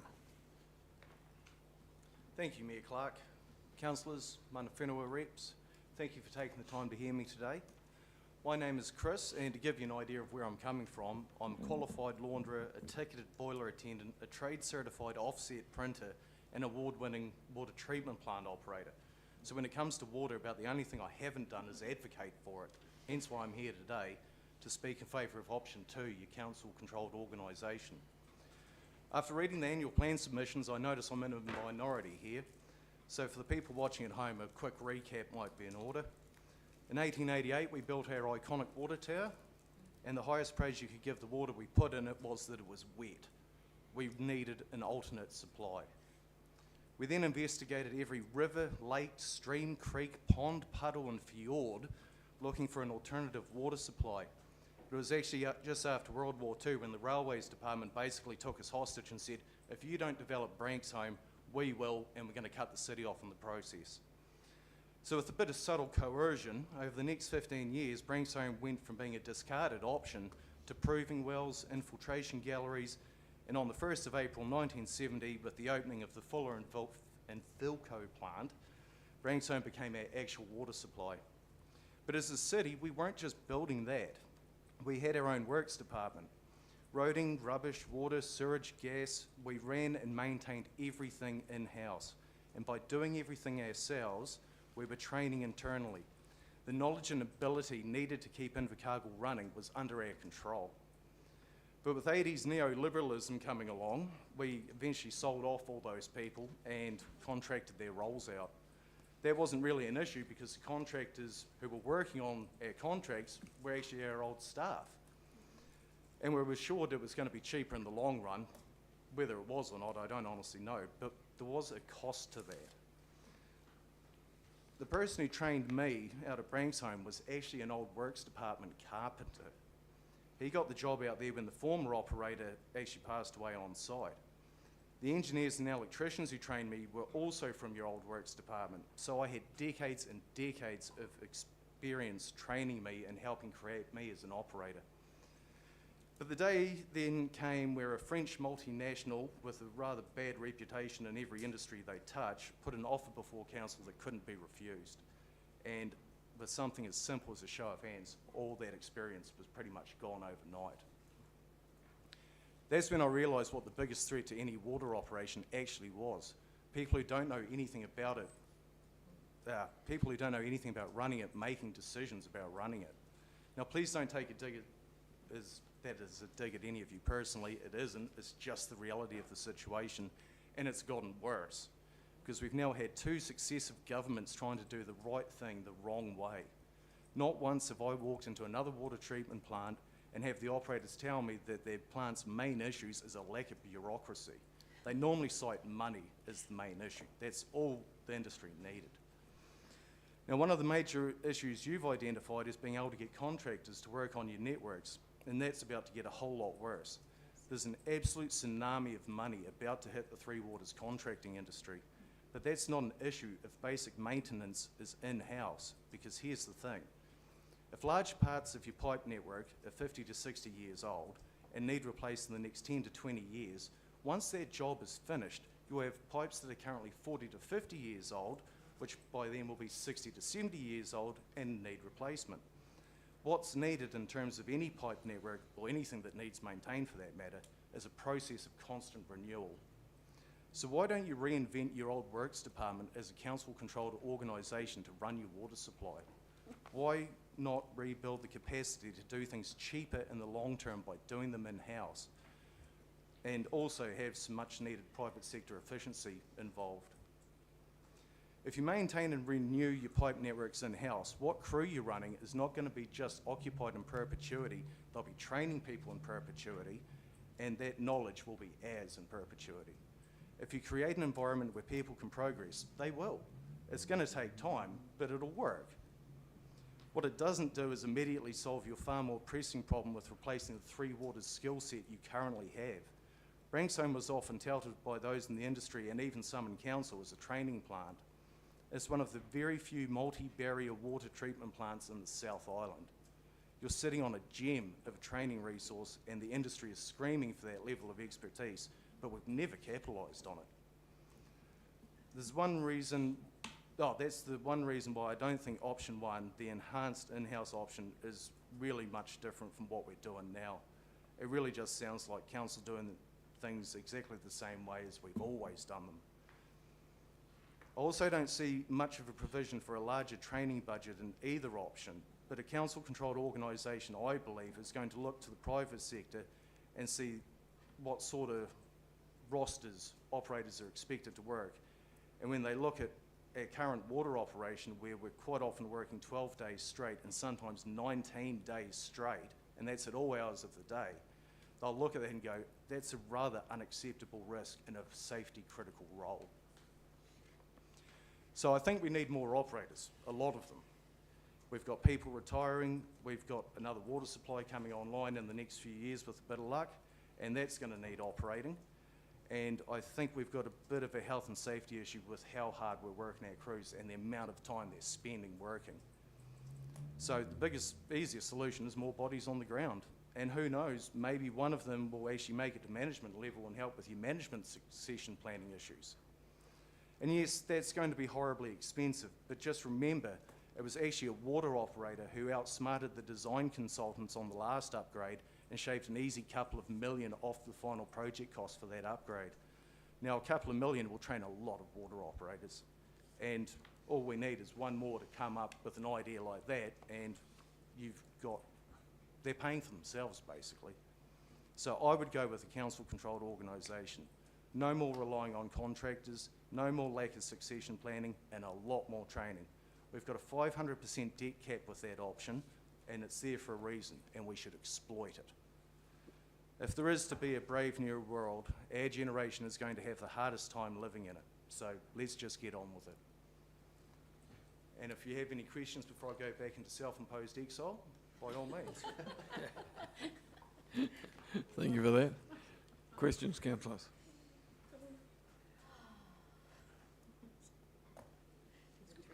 Yeah, Leslie. Just a question on your view on the Wapna Place toilets. Mm-hmm. There's another submission which hasn't asked to be heard, which suggests that Wapna Place could be used as a night shelter.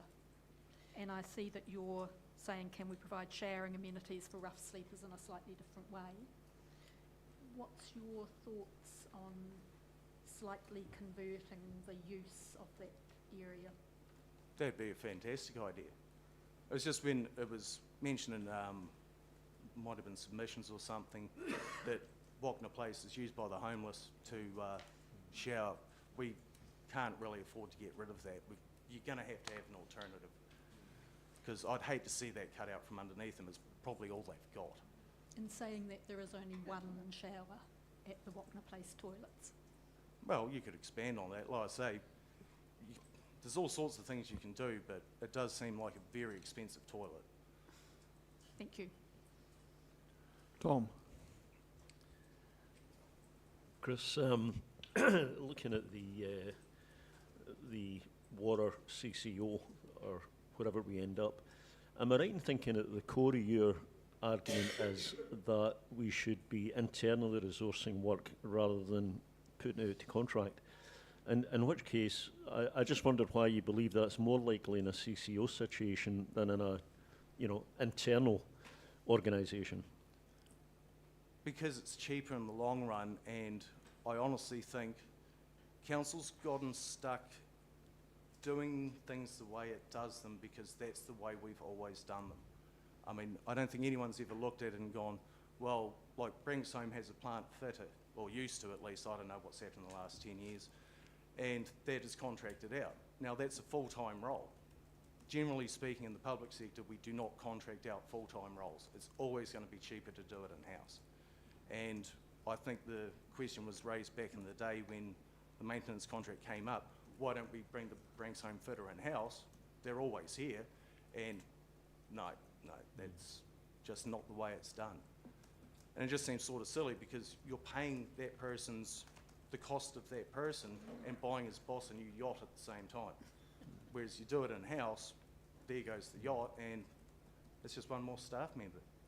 And if you expand that further, like, you're always going to need people working on your pipes. Why are we paying someone else to do it? So you simply believe that there'll be better decision making and more open minds with a CCO than it would be an internal group? Well, I suppose you could always bring your pipe maintenance back in-house under the enhanced model, but no one suggested that, whereas I think the CCO private sector would look at it and go, well, we can do this cheaper ourselves, rather than relying on your Downers and your Fulton Hogans. And you look at Wellington. Yeah. Thank you. Yeah, I know Watercare is a very bad example of a CCO, but... So, Trish? Thank you very much. It was very clear. I really enjoyed that. With training, I mean, everyone agrees that we need to have training. Would there be any way it could be done as an in-house model, or try it like that way, and then perhaps move later to a CCO? Oh, absolutely. I think if you take one thing away from this is please start training more operators. Yes. I mean, Ian Rabbit said it in your December workshop. It's hard to have a lot of people sitting around staring at the ceiling, but when things get tough, you need that. Yes. And things are stretched pretty thin. You've got to remember, Bringsome was a sole operator job until about 2008. We ran like that for nearly 4 decades. And then we went to 3 operators, and it's just, once you've done it, you look at it and go, oh, this is crazy. It just wears you down. Right. So taking what you said, like looking at how often you work, how long you work, and the training options, that could be something that could be taken with an in-house committee for a start, and then reviewed and look at, is this the best way, or do we need to make more changes? Yeah, absolutely. Yeah. But we need to, I personally think you need to train more people. And especially, if you're talking about most of your operators are retiring in the next 5 Yeah. to 10 years, you've got to remember it takes a good 2 or 3 years to train an operator. It's not cheap. Just the training costs alone are about 30, 35 grand, I think. Plus, you've got to pay their wages and all that sort of thing. So by the time you train 3 staff to replace the 3 staff you've got, that's your 10 years up. Yeah. So if anyone else quits or goes, no, this isn't the industry for me, or gets a better offer, which is a very serious problem, you're back to square one. Yeah. So start training and train a lot. Thank you. Evelyn? Kia ora. As somebody that worked here when we had all those things in-house, I applaud your thinking. But I want to go to something that I don't agree with you on, and talk to you about what you see as the options for people who, like me, don't drive, don't own a vehicle, and don't live in the centre of the city, in terms of your enthusiasm to get rid of the buses to save some money. I understand why it might seem an attractive proposition, but what is the alternative for those who are under the age of 16, or those of us who are absolutely better off not driving a motor vehicle for the sake of the general public and travel on public transport instead? Speak for yourself. No, I am speaking for myself. The world is better for the fact that I don't drive. Well, thank you for acknowledging that. I honestly think when you see a lot of your buses driving around, one comment you're going to get from anyone in Invercargill is they're always empty, which isn't quite true. We all know that. Can we not look at something else like shuttle buses? And like, say, Mrs. McKinnell always does her shopping at 10:30 on a Thursday. Okay, so we always pick up Mrs. McKinnell at 10:30 on a Thursday and take her to do her shopping. There's just got to be another better way that we can shrink the size of the operation and make it more efficient, because the other thing with the shuttle bus picking you up and dropping you off at your door, you're not walking 30 minutes in the rain to your nearest bus stop. So that's where I would be looking to take it if there was an interest in doing that. So thank you for that acknowledgement. Not a problem. Ria? Thank you, Mr. Chair. Chris, I found your submission very enlightening, and also your verbal delivery to us today. I'm interested in question 16, where you say do not proceed with urban play options at this time, and that you have suggested we put the $5 million to offset rate increases. Not sure how the outcome's going to go. I wanted to know what's your thoughts. Feedback when we've spoken to public have been that they don't feel that ratepayers are responsible for teaching family and children how to play. That should be taught at home and in the parks by their houses. So if that is some of the thread feedback, would you agree with that statement, that we should be concentrating on bricks and mortar infrastructure and not things like play, and look at what we've already got? Absolutely. Now is not the time to be spending $5 million of, well, it's ratepayer money. It's already budgeted for, which is great, but now's not the time to be spending it on something like urban play. And most of the feedback you saw online through Facebook was, you've got to read the room, guys. No, just isn't the time. And the urban play strategy is fine. There's no reason why it can't just be filed away for a few years until get back on their feet and the economy's looking a bit better, and can always be dusted off. It's just now is probably not the time to be spending $5 million on that. Because I certainly don't have a problem with the idea in principle. Thank you. All right, any further questions? Alex? Just one quick last one. Thank you, Mayor Clark. Thanks for coming in and chatting to us in person today, Chris. It's really good to see you. I know you're really well informed when it comes to waters, obviously, and you're aware that our regional partners have expressed no interest in working with us when the word CCO is being thrown around. As an operator, do you have a strong preference on whether or not we should have stayed in the conversation, whether or not we should be advocating harder for that? Or have you just sort of sidelined that as an option because you know that there's no interest from them in working with us at this point? One thing you've got to be aware of is that most operators don't acknowledge council boundaries. I mean, I used to get it quite often. The phone would ring, hey, we're having problems at Riverton. Can we come and use your lab? Yep, sweet as, not a problem. And we would have operators from all over the country, you know, picking our brains and saying, hey, you've dealt with this before, what do we do about it? So that sort of division doesn't exist for an operator. That division is at council level. So I would imagine nothing will change in terms of operations because like the Southern District contracts it out, Gore does it in-house. We're all friends, we all know each other, we all help out. It's just the way it is. So in that sense, not a lot's going to change for an operator unless someone puts up boundaries and says, no, you don't deal with it. They turn their back on us. So, but I can't believe that would happen. Okay, cool. Thank you. All right, Chris, thank you very much for your time today. Thank you. Appreciate your submission. Christine.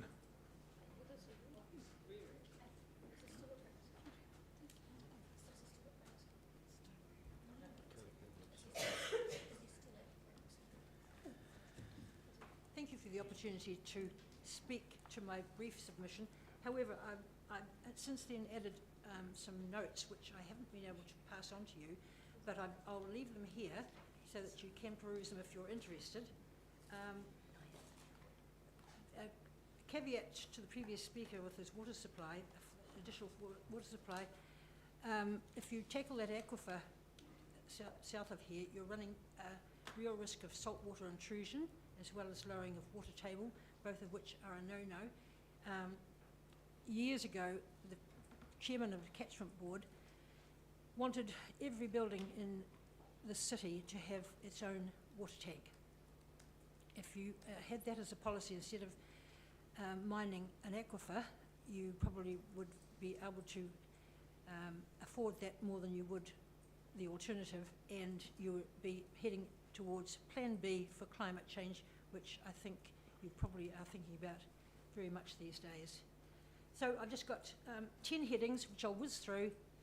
I see the time is going past. I've headed it Home Thoughts from Abroad, which is a pun intended. I'm really impressed with Andrew Barsby's comments about retaining funding for heritage. And I'll read it out. Funding must be retained for the crucial reasons noted by Andrew Barsby and other heritage advocates. Southern Heritage Group and Troopers Memorial Trust I count as two of those other advocates. Funding is an investment, not a cost, and I should add it's also adaptive reuse and retrofitting and earthquake proofing of these buildings provide employment for artisans as well as the crucial workers that we need for building. Protection and adaptive reuse of these buildings are low carbon decisions. Museums, displays, apartments are all part of what you could do with them. Also, attracting young people to live in the city is a crucial element in the future of this good place. Last time I referred urgently to The Death and Life of Great American Cities by Jane Jacobs for inspiration. It was at the hearing where you were about to trash the centre of the city, which was a great pity, putting it mildly, but a young man came up to me afterwards and was so excited that I mentioned it. He obviously was aware of what Jane Jacobs had to offer about the future of cities which don't rely on retail. We stayed for 3 weeks in Vienna prior to COVID. Adaptive reuse there was a fort which held the ruling classes protected against the revolting peasants, was then converted into a police station. Others were art galleries, museums. A natural history museum was really impressive. There was a 16th century pub. I've got a 12th one. You could go to shops in one street, a local pub full of smoke, cigarette smoke. Across the road, a French patisserie. Along a bit, a bookshop. Then a shop that had sold only marmalade. Another one with 120 different types of gin, an English-style pub, and then an 11th century church. So you can imagine how we felt looking at all these wonderful places and thinking how inspiring. Number 4, paint the town red, courtesy of the mayor who came to our Southern Heritage Group meeting one time before he was mayor and thought painting the heritage buildings would be a really great idea to brighten the town up. I presume he really likes what's happened across the road from Global Bite. That building has been given Art Deco colours and looks amazing. And there are plenty of other buildings who also have been treated like that, and what a change to how they look. Our heritage buildings look amazing when they are loved.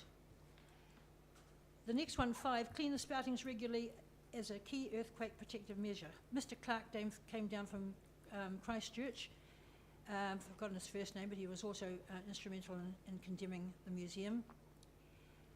But he mentioned about how crucial it is to clean the spoutings, because he said a lot of the damage done in Christchurch was because spoutings were not cleaned, and the wooden framings holding the masonry at the front were rotting, and when the earthquake struck, the facades fell into the street with devastating results.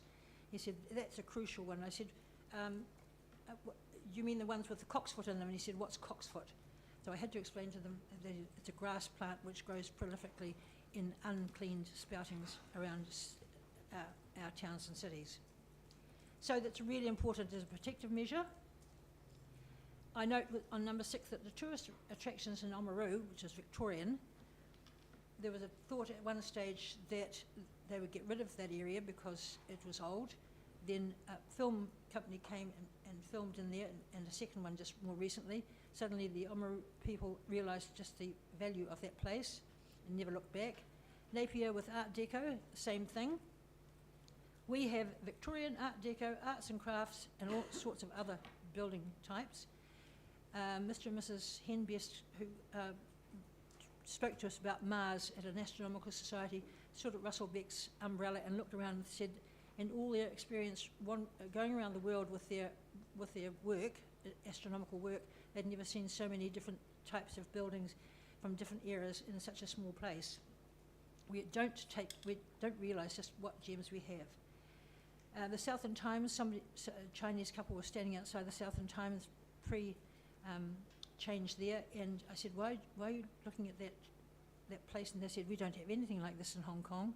And of course it was springtime. The pink and white painting in the blossoms made it look $1 million.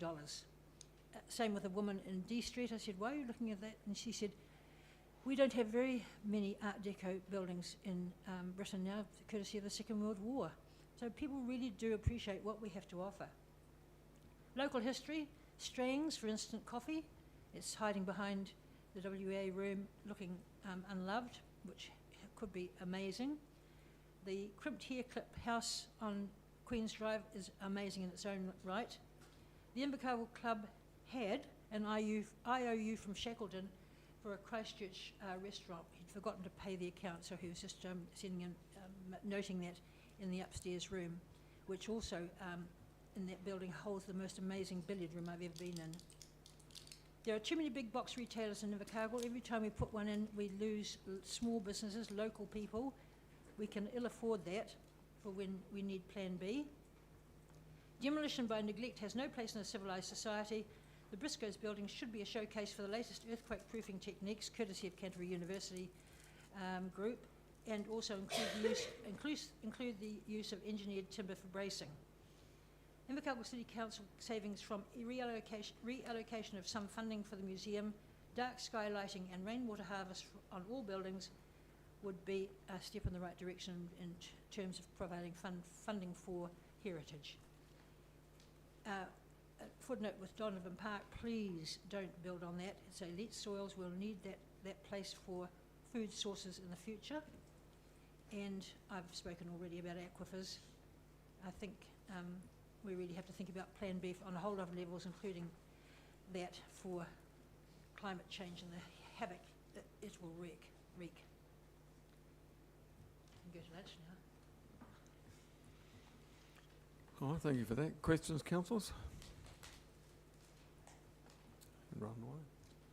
None at all. Just one question from me. You mentioned the Briscoe building should be re-strengthened. Sorry, you're speaking very quietly. Oh, sorry. You mentioned the Briscoe building should be re-strengthened. Yep. And not lost to demolition. Sorry? And not lost to a demolition. It's such a beautiful building. Correct. It always has been. So who do you think should pay for that re-strengthening? I think we should, as there should be some. Troopers Memorial Trust make things happen. Remember what they did with the wooden building down here, and also, of course, the bank. They know about these things. I'd put it in their tender care and find funding for them. because it is such a gorgeous building. It's got so much style, and it's an anchor on that corner. Yep. And also, it's a chance to get Canterbury University earthquake people in to look at it and showcase some of the new techniques that they are using. I don't know about base isolation, whether it would be important in that case, because it's only a couple of stories, but I know there are lots of other techniques they've been working on since the earthquake in Christchurch, so I would talk to them. And Mr. Barsby, I'm sure, has some ideas as well. In fact, I'm sure a lot of people have good ideas about that place. I know it belongs to a private person, but she's just a caretaker for the future of our heritage buildings, and it'd be nice to be able to help her to restore that and make it strong for the future. Yep. Thank you for that. And then paint it. Indeed. All right. Thank you, Christine, for your submission today. Thank you very much. Oh, the pictures on the front of this, Friedrich Hunderwasser's apartments in Vienna, top. I'll leave this with you. And Dame Robin White's gorgeous picture of a local shop with a definitive Kiwi vehicle parked in front. Right. As Mr. Barsby said, there are more than one form of heritage building. Yep. Thank you. Thank you. All right. So, councillors, just before we break, Michael advises me that Daryl, who was submitter number 1 today, has written to us twice and has also had a site visit as well. So it may well be that his farm does not fit within the parameters of the new policy anyway. So it's just a bit of work in progress. There's a sticker board downstairs, which you might have seen from the mall. So when we go down for lunch, there's a sticker board there. People have been putting different coloured discs on the board. The downside of that feedback is that some kids put quite a few stickers down there and made some patterns with them. So, but anyway, as they will. So that's us done for today.